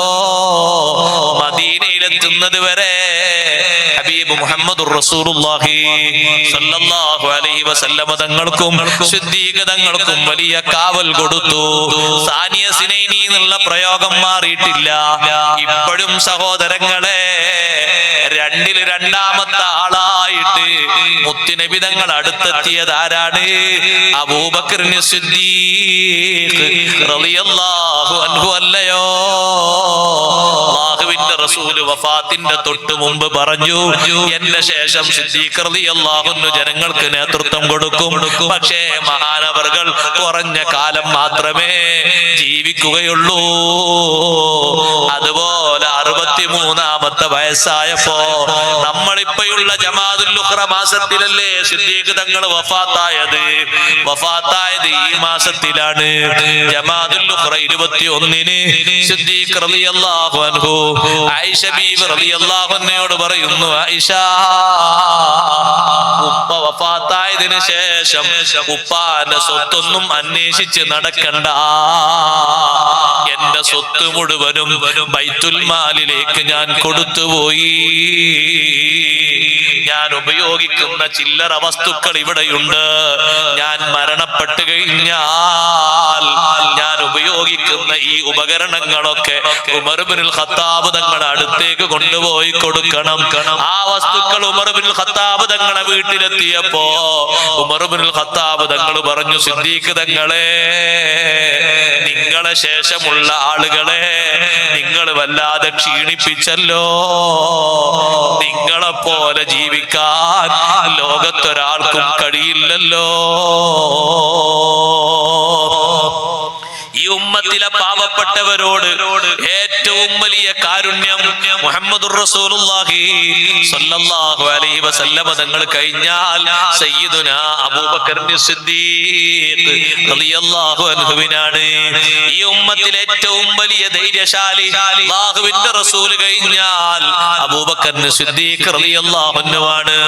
ഈ ഉമ്മത്തിലെ എല്ലാ സ്ഥാനങ്ങൾക്കും രണ്ടാമതായി ഒരാളെ എണ്ണുകയാണെങ്കിൽ അല്ലാഹുവിന്റെ ഹബീബ് സ്വല്ലല്ലാഹു അലൈഹി വസല്ലമ തങ്ങൾ കഴിഞ്ഞാൽ അത് സയ്യിദുനാ അബൂബക്കർ സിദ്ദീഖ് റളിയല്ലാഹു അൻഹുവാണ്. ഖതീബ് ഖുത്ബയിലൂടെ ഓർമ്മപ്പെടുത്തുന്ന ഒരു വരി കേട്ടിട്ടില്ലേ? അഫ്ളലുൽ ബശരി ബഅദൽ അംബിയാഇ അല തഹ്ദീഖ്. ഗണ്യമായി പറഞ്ഞാൽ അംബിയാഇന് ശേഷം മനുഷ്യകുലത്തിലെ ഏറ്റവും മഹത്വമുള്ള മഹാൻ സയ്യിദുനാ അബൂബക്കർ സിദ്ദീഖ് റളിയല്ലാഹു അൻഹു. മുത്തുനബി സല്ലല്ലാഹു അലൈഹി വസല്ലം തങ്ങളോട് അത്ര മഹബ്ബത്തുള്ള ഒരാള് ഈ ഭൂമി ലോകത്ത് വേറെയില്ല സഹോദരങ്ങളെ. ആ ഹിജ്റ പോകുമ്പോ വാഹനത്തെ ഒരു ഭാഗത്തേക്ക് മാറ്റിയിട്ടിട്ട് നബി സല്ലല്ലാഹു അലൈഹി വസല്ലം തങ്ങൾ പറഞ്ഞു, വാഹനം അവിടെ വിശ്രമിച്ചോട്ടെ, കുറച്ചു നേരം നമ്മളൊന്ന് നടന്നു നീങ്ങാം. നടന്നു നീങ്ങുന്ന നേരത്ത് അഷ്റഫുൽ ഖൽഖ് സല്ലല്ലാഹു അലൈഹി വസല്ലം തങ്ങളുടെ തള്ളവിരലിന് ചെറിയ ഒരു കല്ലിന്റെ ഒരു ചതവ് തട്ടിയിട്ട് ചെറിയൊരു പരിക്ക് പറ്റിപ്പോയി. സിദ്ദീഖ് റളിയല്ലാഹു അൻഹു പറഞ്ഞു, തങ്ങൾ നടക്കണ്ട. അല്ലാഹുവിന്റെ റസൂലിനെ സിദ്ദീഖ് തങ്ങൾ പിടിച്ച് തോളിലേക്ക് ഇട്ടു. ഒരു കുട്ടിയെ ഉമ്മ തോളിലേക്ക് വെക്കും പോലെ തോളിലേക്ക് ചേർത്ത് വെച്ചു. മലയുടെ മലഞ്ചെരുവിലൂടെ കയറിയിട്ട് വലിയൊരു പാറക്കല്ലിന്റെ ചുവട്ടിൽ കാണുന്ന ഒരു തണലിന് വേണ്ടി കുട്ടിയെ ഉമ്മ കടത്തും പോലെ സിദ്ദീഖ് റളിയല്ലാഹു അൻഹു അല്ലാഹുവിന്റെ റസൂലിനെ താങ്ങി കടത്തുന്നു. സിദ്ദീഖ് തങ്ങളെക്കാളും 2 വയസ്സ് പ്രായം അധികമുള്ള മുഹമ്മദുർ റസൂലുള്ളാഹി സ്വല്ലല്ലാഹു അലൈഹി വസല്ലമ തങ്ങളെ താങ്ങിയെടുത്തു കൊണ്ടുപോയ ഒരൊറ്റ പോക്ക് മതിയില്ലേ സഹോദരങ്ങളെ? ഈ ദുനിയാവിലെ മൊത്തം സ്നേഹത്തിന്റെ ബഹുമതിയും വലുപ്പവും മനസ്സിലാകാൻ അല്ലാഹുവിന്റെ റസൂല് നബി സല്ലല്ലാഹു അലൈഹി വസല്ലമ തങ്ങൾക്ക് വേറെയും ഒരുപാട് ബന്ധങ്ങൾ സിദ്ദീഖ് തങ്ങളോടുണ്ട്. കൂട്ടത്തിൽ ഒരു ബന്ധമാണ് അവിടുത്തെ പ്രിയപ്പെട്ട മകളായ ആയിഷ ബീവി റളിയല്ലാഹു അൻഹാ. സിദ്ദീഖ് റളിയല്ലാഹു അൻഹുവിന്റെ മകൾ ആയിഷ റളിയല്ലാഹു അൻഹ നബി സല്ലല്ലാഹു അലൈഹി വസല്ലമ തങ്ങൾക്ക് കല്യാണം കഴിച്ചു കൊടുത്തിട്ടുണ്ട്. പക്ഷേ ചെറുപ്പക്കാരിയായ ആയിഷ ബീവിയോട് എപ്പോഴും സിദ്ദീഖ് റളിയല്ലാഹു അൻഹു പറയാറുണ്ട്, ആയിഷ ഒരിക്കലും മുത്തുനബി തങ്ങളോടുള്ള ബഹുമാനം അശേഷം കുറഞ്ഞുകൂടാ. വാക്കും പ്രവൃത്തിയും നന്നായി നിയന്ത്രിക്കണം. ഒരിക്കലും അവിടുത്തേക്ക് പൊരുത്തക്കേടാകുന്ന ഒരു വാക്കോ പ്രവൃത്തിയോ നിന്നിൽ നിന്ന് സംഭവിച്ചേക്കരുത്. അങ്ങനെ സംഭവിച്ചു പോയാൽ ഞാനും നീയും തമ്മിലൊരു ബന്ധവുമില്ല. അത് പറയുക മാത്രല്ല, ഒരു ദിവസം സിദ്ദീഖ് റളിയല്ലാഹു അൻഹു നബി തങ്ങളെ വീട്ടിന്റെ മുറ്റത്തൂടെ ഇങ്ങനെ പോകുമ്പോ, ഉമ്മമാരെ ശരിക്ക് ശ്രദ്ധിക്കണം, ആയിഷ ബീവി റളിയല്ലാഹു അൻഹയുടെ സൗണ്ട് കുറച്ച് ഉയർന്ന സൗണ്ട് ആയിട്ട് ഉള്ളിൽ നിന്ന് കേട്ടു. സിദ്ദീഖ് റളിയല്ലാഹു അൻഹു പുറത്തൂടെ പോകുമ്പോ, അത്ര ഉച്ചത്തിൽ എന്റെ മകൾ സംസാരിക്കാൻ പാടുണ്ടോ? ആരോടാണ് എന്റെ മോൾ ഇത്ര ഉറക്കെ സംസാരിക്കുന്നത്? ഞാൻ ഏറ്റവും അധികം സ്നേഹിക്കുന്ന, ഞാൻ ഏറ്റവും അധികം ബഹുമാനിക്കുന്ന, എന്റെ കരളിന്റെ കഷ്ണമായ, എന്റെ ജീവിതത്തിന്റെയും ആഖിറത്തിന്റെയും എല്ലാമായ മുഹമ്മദുർ റസൂലുള്ളാഹി സ്വല്ലല്ലാഹു അലൈഹി വസല്ലമ തങ്ങളോട് എന്റെ മകൾ ഇങ്ങനെ സംസാരിക്കുകയോ? സിദ്ദീഖ് റളിയല്ലാഹു അൻഹു വീട്ടിലേക്ക് കയറാൻ വേണ്ടി ശ്രമിച്ചു. കയ്യോങ്ങിയിട്ടാണ് സിദ്ദീഖ് തങ്ങൾ വരുന്നത് ആയിഷ ബീവിയെ ഒന്ന് അടിക്കാൻ. അത് കണ്ടപ്പോ അഷ്റഫുൽ ഖൽഖ് സ്വല്ലല്ലാഹു അലൈഹി വസല്ലമ തങ്ങൾ നേരെ വാതിലിന്റെ അടുത്ത് വന്ന് നിന്നു. ചോദിക്കുന്നു, എന്താ സിദ്ദീഖ് തങ്ങളെ വരുന്നത്? സിദ്ദീഖ് റളിയല്ലാഹു അൻഹു ചോദിക്കുന്നു, നബിയേ, എന്റെ മകളെ ശബ്ദം കുറച്ച് ഉയർന്നു പോയോ? അത്ര ശബ്ദം എന്റെ മകൾ ഉയർത്താൻ പാടില്ലല്ലോ. തങ്ങളോട് സംസാരിക്കുമ്പോ ഇത്ര സൗണ്ട് എന്റെ മകൾ ഉയർത്താൻ പാടില്ലല്ലോ. ഇല്ല സിദ്ദീഖേ, അങ്ങനെയൊന്നുമില്ല, നിങ്ങൾ പോയിക്കോളൂ. അത്ര ഉച്ചത്തിൽ പറഞ്ഞതല്ല, ഞാൻ കേൾക്കുന്ന പരുവത്തിലല്ലേ പറഞ്ഞത്. സാരമില്ലെന്ന് പറഞ്ഞ് നബി സല്ലല്ലാഹു അലൈഹി വസല്ലം മടക്കി വിടുകയാണ്. അല്ലാഹുവിന്റെ റസൂൽ സിദ്ദീഖ് തങ്ങൾ പോയപ്പോ ആയിഷ ബീവിന്റെ അടുത്ത് വന്നിട്ട് പറയാണ്, ആയിഷ, കൈഫ റഅയ്തിനി അൻഖൽതുകി മിനർ റജുലി. സിദ്ദീഖ് തങ്ങളിൽ നിന്ന് ഞാൻ രക്ഷപ്പെടുത്തിയത് നീ കണ്ടില്ലേ? എങ്ങാനും ഞാൻ അവിടെ നിന്ന വഴിയൊന്ന് മാറിക്കൊടുത്തിരിക്കുകയാണെങ്കിൽ നിനക്ക് അടി ഉജൂബാണ്. ഞാൻ നിന്നെ രക്ഷപ്പെടുത്തിയതാണ്. അങ്ങനെ ഈ ശബ്ദം പിന്നെ സംസാരിക്കുന്നുണ്ടോ എന്നറിയാൻ വേണ്ടി സിദ്ദീഖ് റളിയല്ലാഹു അൻഹു വേറൊരു സമയത്ത് ആ വീട്ടിലേക്ക് നബി തങ്ങളെ കാണാൻ വേണ്ടി വന്നു. ഇല്ല, അപ്പൊ സംസാരങ്ങളും കാര്യങ്ങളൊക്കെ മിതമായ രൂപത്തിലാണ്. സിദ്ദീഖ് തങ്ങൾ ചോദിച്ചു, അല്ലാഹുവിന്റെ റസൂലേ, നേരത്തെ നിങ്ങളോട് ശബ്ദിച്ച് സംസാരിച്ചതുപോലെ ആയിഷ ബീവി പിന്നെ സംസാരിച്ചോ? ഇല്ല സിദ്ദീഖേ, അന്നൊരു കാര്യം പറയാൻ വേണ്ടി ശബ്ദം ഉയർത്തിപ്പോയതാണ്, പിന്നെങ്ങനെ സംസാരിച്ചിട്ടില്ല. കാരണം അബൂബക്കർ സിദ്ദീഖ് റളിയല്ലാഹു അൻഹുവിന്റെ മനസ്സിൽ സ്വന്തം മോളെ ദുനിയാവും ആഖിറവും രണ്ടും രക്ഷപ്പെടുത്തണം. ദുനിയാവ് മാത്രം രക്ഷപ്പെടുത്തിയാ പോരാ, ആഖിറവും രക്ഷപ്പെടണം. ഞാൻ തൃപ്തിപ്പെട്ട് സ്നേഹത്തോടെ ജീവിക്കുന്നത് പോലെ മുത്തുനബി തങ്ങളോട് എന്റെ മോളും തൃപ്തിയോടെ സ്നേഹത്തോടെ ജീവിക്കണം. അതിൽ അശേഷം കുറവ് വരാൻ പാടില്ല. ഇമാം ഗസാലി തങ്ങൾ റിപ്പോർട്ട് ചെയ്ത വേറൊരു സംഭവം കാണാം. ഇബ്നു അസാക്കിറും മറ്റു പലരും ഉദ്ധരിച്ചിട്ടുണ്ട്. ആയിഷ ബീവി റളിയല്ലാഹു അൻഹയും നബി സല്ലല്ലാഹു അലൈഹി വസല്ലം തങ്ങളും ഒരു ചെറിയ സംസാരത്തിൽ ചെറിയ ഒരു അസ്വാരസ്യം ഉണ്ടായിട്ട്, ഒരു ചെറിയ പൊരുത്തക്കേട് സംഭവിച്ചപ്പോ നബി സല്ലല്ലാഹു അലൈഹി വസല്ലം ചോദിച്ചു, ആയിഷ, ആരെയാണ് ഒരു മധ്യസ്ഥനായിട്ട് തൃപ്തിപ്പെടുന്നത്? വലിയൊരു നേതാവിനെ ഞാൻ കൊണ്ടുവന്നിട്ട് ഒരു മധ്യസ്ഥന്റെ റോള് സംസാരിച്ചാൽ പ്രശ്നം തീരൂലേ? അബൂ ഉബൈദ റളിയല്ലാഹു അൻഹു കൊണ്ടുവന്നാലോ? ആയിഷ റളിയല്ലാഹു അൻഹ പറഞ്ഞു, വേണ്ട, അബൂ ഉബൈദ റളിയല്ലാഹു അൻഹു ഒരു പാവപ്പെട്ട മനുഷ്യനാണ്. തങ്ങൾ പറഞ്ഞാൽ അപ്പുറത്തേക്ക് ഒന്നും പറയില്ല. എന്നാ വേണ്ട, നിങ്ങൾ ഉപ്പയെ കൊണ്ടുവന്നാലോ, അബൂബക്കർ സിദ്ദീഖ് റളിയല്ലാഹുവിനെ കൊണ്ടുവന്നാലോ, ആയിഷ റളിയല്ലാഹുവിനോട് കുഴപ്പമില്ല. സിദ്ദീഖ് റളിയല്ലാഹു വന്നപ്പോ നബി സല്ലല്ലാഹു അലൈഹി വസല്ലം തങ്ങൾ പറഞ്ഞു, പറയാനുള്ള വിഷയങ്ങളൊക്കെ ഉഖ്സുസി ആയിഷ ബീവിയോട് പറഞ്ഞു, നിങ്ങൾ പറഞ്ഞു കൊടുക്കുന്നു. ആയിഷ റളിയല്ലാഹു അൻഹ പറഞ്ഞു, അല്ല തങ്ങൾ തന്നെ പറഞ്ഞോളി. നബി തങ്ങളോട് പറഞ്ഞു, തങ്ങൾ പറഞ്ഞു കൊടുത്തോളൂ, ഞാൻ പറയുന്നില്ല. നബി സല്ലല്ലാഹു അലൈഹി വസല്ലം തങ്ങൾ ഇങ്ങനെ പറയാൻ തുടങ്ങിയപ്പോ ആയിഷ റളിയല്ലാഹു അൻഹ പറഞ്ഞു, പറയുന്നതൊക്കെ കുഴപ്പമൊന്നുമില്ല, നല്ലോണം ശ്രദ്ധിച്ചു പറയണം, ശ്രദ്ധിച്ചു പറയണം, സൂക്ഷിച്ചു പറയണം എന്ന് പറഞ്ഞപ്പോഴേക്ക് സിദ്ദീഖ് തങ്ങൾക്ക് അത് പിടിച്ചില്ല. അല്ലാഹുവിന്റെ റസൂലിനോടോ ഇങ്ങനത്തെ ഒരു ഉപദേശം, കൈ ഉയർത്തിയിട്ട് ഒറ്റ അടിയങ്ങ് അടിച്ചുപോയി. സിദ്ദീഖ് റളിയല്ലാഹു അൻഹു ആയിഷ ബീവി പറയാണ്, എന്നെ ഒറ്റ അടി അടിച്ചു. അടിച്ചിട്ട് സിദ്ദീഖ് തങ്ങൾ പറഞ്ഞു, തഖൂലീന യാ ബിൻത ഫുലാന, ഇന്നാലിന്നവന്റെ പുത്രിയായ പെണ്ണേ, എന്റെ മകളെ എന്നും കൂടി വിളിച്ചില്ല, അബൂബക്കറിന്റെ മകളായ ആയിഷ. അല്ലാഹുവിന്റെ റസൂലിനോട് ഇങ്ങനെ ഒരു സംസാരമോ? മിതമായി പറയണം, നേർക്ക് നേരെ പറയണം, ശരിയായത് പറയണം എന്നൊരു വാക്ക് നിങ്ങൾ പറയുകയോ?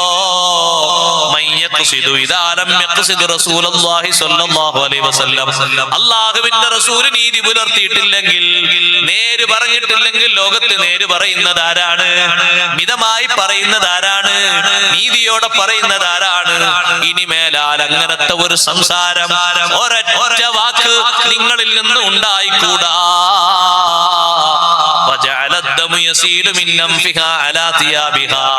അടിയുടെ ഊക്ക് കൊണ്ട് മൂക്കിൽ നിന്ന് രക്തം വസ്ത്രത്തിലേക്ക് ഉറ്റിപ്പോയി. മുത്ത് നബി സല്ലല്ലാഹു അലൈഹി വസല്ലം തങ്ങൾ പറഞ്ഞു, സിദ്ദീഖേ, അല്ലാഹുവിന്റെ റസൂലിന് സങ്കടം വന്നു, കരഞ്ഞുപോയി. വേണ്ട സിദ്ദീഖ്, ഞങ്ങൾക്കിടയിൽ ഒരു പ്രശ്നവുമില്ല, നിങ്ങളിൽ നിന്ന് ഞങ്ങൾ ഇത് ഉദ്ദേശിച്ചിട്ടില്ല. നബി സല്ലല്ലാഹു അലൈഹി വസല്ലം തങ്ങൾ വസ്ത്രത്തിൽ നിന്ന് ആ രക്തത്തിന്റെ പാടുകൾ തുടച്ചു നീക്കിയിട്ട് ആയിഷ ബീവി റളിയല്ലാഹു അൻഹയുടെ കൈ പിടിച്ചിട്ട് മറ്റൊരു ഭാഗത്തേക്ക് ഇരുത്തി സിദ്ദീഖ് തങ്ങളോട് തിരിച്ചു പോകാൻ പറഞ്ഞു. ഞങ്ങൾക്കിടയിൽ ഒരു പ്രശ്നവുമില്ല, ഇനി ഒരു പ്രശ്നവും ഉണ്ടാകില്ല. അല്ലാഹുവിന്റെ റസൂൽ സല്ലല്ലാഹു അലൈഹി വസല്ലം തങ്ങളോട് തന്റെ മോളാണെങ്കിലും ശരി, തന്റെ ആരാണെങ്കിലും ശരി, ഒരു വാക്ക് പറ്റാത്തത് പറഞ്ഞാൽ, ഒരു പ്രവൃത്തി പറ്റാത്തത് ചെയ്താൽ അത് സഹിക്കാനൊക്കൂല. നമ്മളൊക്കെ കേട്ട ഹദീസില്ലേ, സ്വന്തം മക്കളെക്കാളും, സ്വന്തം ശരീരത്തെക്കാളും, സ്വന്തം മാതാപിതാക്കളെക്കാളും മുഹമ്മദുർ റസൂലുള്ളാഹി സ്വല്ലല്ലാഹു അലൈഹി വസല്ലം തങ്ങൾ അഹബ്ബായി മാറുന്നത് വരെ നിങ്ങളാരും പൂർണ്ണ മുഅ്മിനാകൂല. അല്ലാഹു ആ മഹബ്ബത്ത് നമുക്ക് നൽകുമാറാകട്ടെ. സഹോദരങ്ങളെ, സ്വന്തം ഇച്ഛക്ക് വേണ്ടി, സ്വന്തം കുടുംബത്തിന്റെ താല്പര്യത്തിന് വേണ്ടി അല്ലാഹുവിന്റെ റസൂൽ സ്വല്ലല്ലാഹു അലൈഹി വസല്ലം നിർബന്ധമായി പഠിപ്പിച്ച ഒരു സംസ്കാരവും പിച്ചി ചീന്തിക്കൂടാ. ഞാൻ എന്റെ വാക്കുകൾ ഉപസംഹരിക്കുന്നു. നിങ്ങൾ നോക്ക്, നബി സല്ലല്ലാഹു അലൈഹി വസല്ലം തങ്ങളെ അങ്ങേയറ്റം സ്നേഹിച്ച അബൂബക്കർ സിദ്ദീഖ് റളിയല്ലാഹു അൻഹു ആയിഷ ബീവിയിൽ നിന്നൊരു വാക്ക് തൃപ്തിപ്പെടാതിരുന്നപ്പോ നബി സല്ലല്ലാഹു അലൈഹി വസല്ലം തങ്ങൾക്ക് വിഷമകരമാകുന്ന ഒരു സംഗതിയും സിദ്ദീഖ് തങ്ങൾ ഇഷ്ടപ്പെടൂല. അത് സ്വന്തം മക്കളിൽ നിന്നാണെങ്കിലും, കുടുംബക്കാരിൽ നിന്നാണെങ്കിലും, ആരിൽ നിന്നാണെങ്കിലും, ഉപ്പമാരെ, ഉമ്മമാരെ, അല്ലാഹുവിന്റെ റസൂൽ നിർബന്ധമാക്കിയൊരു നിർബന്ധം, മുത്തുനബി തങ്ങൾ ഹറാമായി പറഞ്ഞ ഒരു കാര്യം, സ്വന്തത്തിന് വേണ്ടിയോ, കുടുംബത്തിന് വേണ്ടിയോ, മക്കൾക്ക് വേണ്ടിയോ, ആർക്കെങ്കിലും വേണ്ടിയിട്ട് സാരമില്ലെന്ന് നമ്മൾ വെച്ചാൽ നമ്മൾ ഏത് ലിസ്റ്റിലാണെന്നൊന്ന് ആലോചിക്കണം. നമ്മൾ ഏത് ഭാഗത്തിലാണെന്നൊന്ന് ചിന്തിക്കണം. ഒരു ചെറിയ സൽക്കാരത്തിന് വേണ്ടി ഒരു ഹറാമിന്റെ മറ നീക്കിയാലോ, ഒരു കുടുംബ സംഗമത്തിന് വേണ്ടി മുത്തുനബി തങ്ങൾ ഹറാമാക്കിയ ദർശനം പരസ്പരം ഒന്ന് ഹലാലാക്കിയാലോ, അല്ലാഹുവിന്റെ റസൂലിനോട് നമുക്ക് മഹബ്ബത്ത് ഉണ്ടാകുമോ? ഇല്ല സഹോദരങ്ങളെ. സ്വന്തം സ്വന്തം മകൻ സിദ്ദീഖ് റളിയല്ലാഹു അൻഹുവിന്റെ ഒരു മകൻ അതേ ബദർ യുദ്ധാനന്തരമാണ് ഇസ്ലാമിലേക്ക് വന്നത്. അബ്ദുറഹ്മാൻ എന്ന് പേരുള്ള മകൻ, ആ അബ്ദുറഹ്മാൻ എന്ന് പേരുള്ള മകൻ ബദറിൽ അബൂജഹലിന്റെ കൂടെയാണ്, മുശ്രിക്കുകളുടെ കൂടെയാണ്. ബദർ യുദ്ധാനന്തരം അബ്ദുറഹ്മാൻ എന്നവർ നബി തങ്ങളെ വിശ്വസിച്ചുകൊണ്ട് സിദ്ദീഖ് റളിയല്ലാഹുവിന്റെ കൂടെ തന്നെ ഇസ്ലാമിൽ സജീവമായി മുന്നോട്ട് നീങ്ങുമ്പോ ഒരിക്കൽ മകൻ പറഞ്ഞു, വാപ്പാ ബദർ യുദ്ധത്തിന്റെ അന്ന് ഇടക്കിടക്ക് നിങ്ങളെ ഞാൻ കണ്ടിരുന്നു, ബാപ്പല്ലേ എന്ന് കരുതിയിട്ട് ഞാൻ അങ്ങോട്ടും ഇങ്ങോട്ടും മാറി നിന്നതാണ്. സിദ്ദീഖ് തങ്ങളെ മറുപടി എന്താണെന്നറിയോ? മോനെ, ആ ശത്രുക്കൾക്കിടയില് നിന്നെ ഞാൻ നല്ലോണം തെരഞ്ഞു നോക്കിയിരുന്നു, പക്ഷേ നിന്റെ എന്നെ കണ്ണിൽ പെട്ടില്ല. നീ എങ്ങാനും അന്ന് എന്റെ കണ്ണിൽ പെട്ടിരുന്നെങ്കിൽ ഭൂമി ലോകത്ത് നീ ബാക്കിയുണ്ടാകൂല. കാരണം എനിക്ക് വലുത് നീയല്ല, നിന്റെ ഉപ്പയല്ല, നിന്റെ ഉമ്മയല്ല, എന്റെ ഭാര്യയല്ല, എന്റെ മക്കളല്ല. എനിക്ക് ഏറ്റവും വലുത് എന്റെ നേതാവ് മുഹമ്മദുർ റസൂലുള്ളാഹ് സല്ലല്ലാഹു അലൈഹി വസല്ലമ തങ്ങളാണ്. അതുകൊണ്ടല്ലേ വഫാത്തിന്റെ തൊട്ട് തലേന്ന് ജമാദുൽ ഉഖ്റ 20 തിങ്കളാഴ്ച ദിവസം ബുഖാരി തങ്ങൾ സ്വഹീൽ കൊണ്ടുവന്നില്ലേ? സിദ്ദീഖ് തങ്ങൾ മോളെ വിളിച്ചിട്ട് ചോദിച്ചു, മോളെ ആയിഷ, ഇന്നേതാണ് ദിവസം? ആയിഷ റളിയല്ലാഹു അൻഹ പറഞ്ഞു, ഇന്ന് തിങ്കളാഴ്ചയാണ്. അതെ, തിങ്കളാഴ്ചയല്ലേ എന്റെ ഹബീബ് വഫാത്തായത്. ഇന്ന് തന്നെ ഞാൻ മരിച്ചിരുന്നെങ്കിൽ, എന്റെ നേതാവ് വഫാത്തായ ദിവസം തന്നെ എനിക്ക് മരിക്കാൻ കഴിഞ്ഞിരുന്നെങ്കിൽ. ഇമാം ബുഖാരി തങ്ങൾ തെളിവ് കൊണ്ടുവന്നത് എന്തിനാണെന്നറിയോ? ലോകത്തെ ഏറ്റവും വലിയ വലിയായ അബൂബക്കർ സിദ്ദീഖ് തങ്ങൾ വഫാത്താകാൻ കൊതിച്ച തിങ്കളാഴ്ച മരിക്കുന്നതാണ് വെള്ളിയാഴ്ച മരിക്കുന്നതിനേക്കാളും മഹത്വമുള്ളതെന്ന് ലോകത്തെ പഠിപ്പിക്കാനാണ്. സിദ്ദീഖ് തങ്ങളെ മനസ്സിൽ അങ്ങനെ ഒരു ആഗ്രഹം വന്നില്ലേ?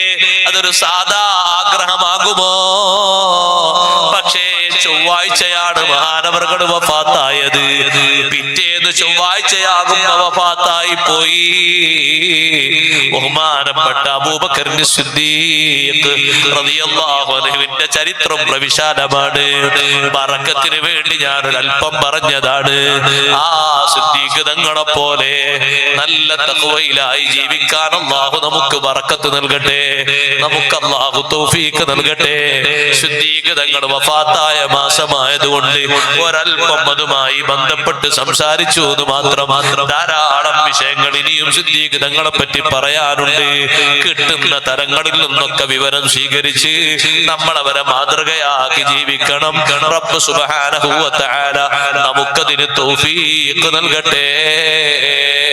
ലോകത്തിന്റെ നേതാവ് മുഹമ്മദുർ റസൂലുള്ളാഹി സ്വല്ലല്ലാഹു അലൈഹി വസല്ലം തങ്ങളെ വല്ലാതെ സ്നേഹിച്ചിട്ട് അല്ലാഹുവിൽ നിന്ന് മാർക്ക് വാങ്ങിയ, സമ്മാനം വാങ്ങിയ അബൂബക്കർ സിദ്ദീഖ് തങ്ങളെ പറ്റി ബറക്കത്തിനൊരൊറ്റ സംഭവം കൂടി പറഞ്ഞ് ഞാൻ എന്റെ വാക്കുകൾ ഉപസംഹരിക്കുന്നു.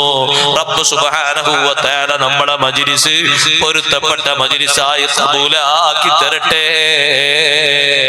കേട്ടിട്ടില്ലേ സഹോദരങ്ങളെ, അഷ്റഫുൽ ഖൽഖ് റസൂലുള്ളാഹി സ്വല്ലല്ലാഹു അലൈഹി വസല്ലം തങ്ങൾ മോതിരം ധരിച്ചിരുന്നല്ലോ. വലത്തെ കൈയിന് മോതിരം ധരിച്ചിരുന്നു.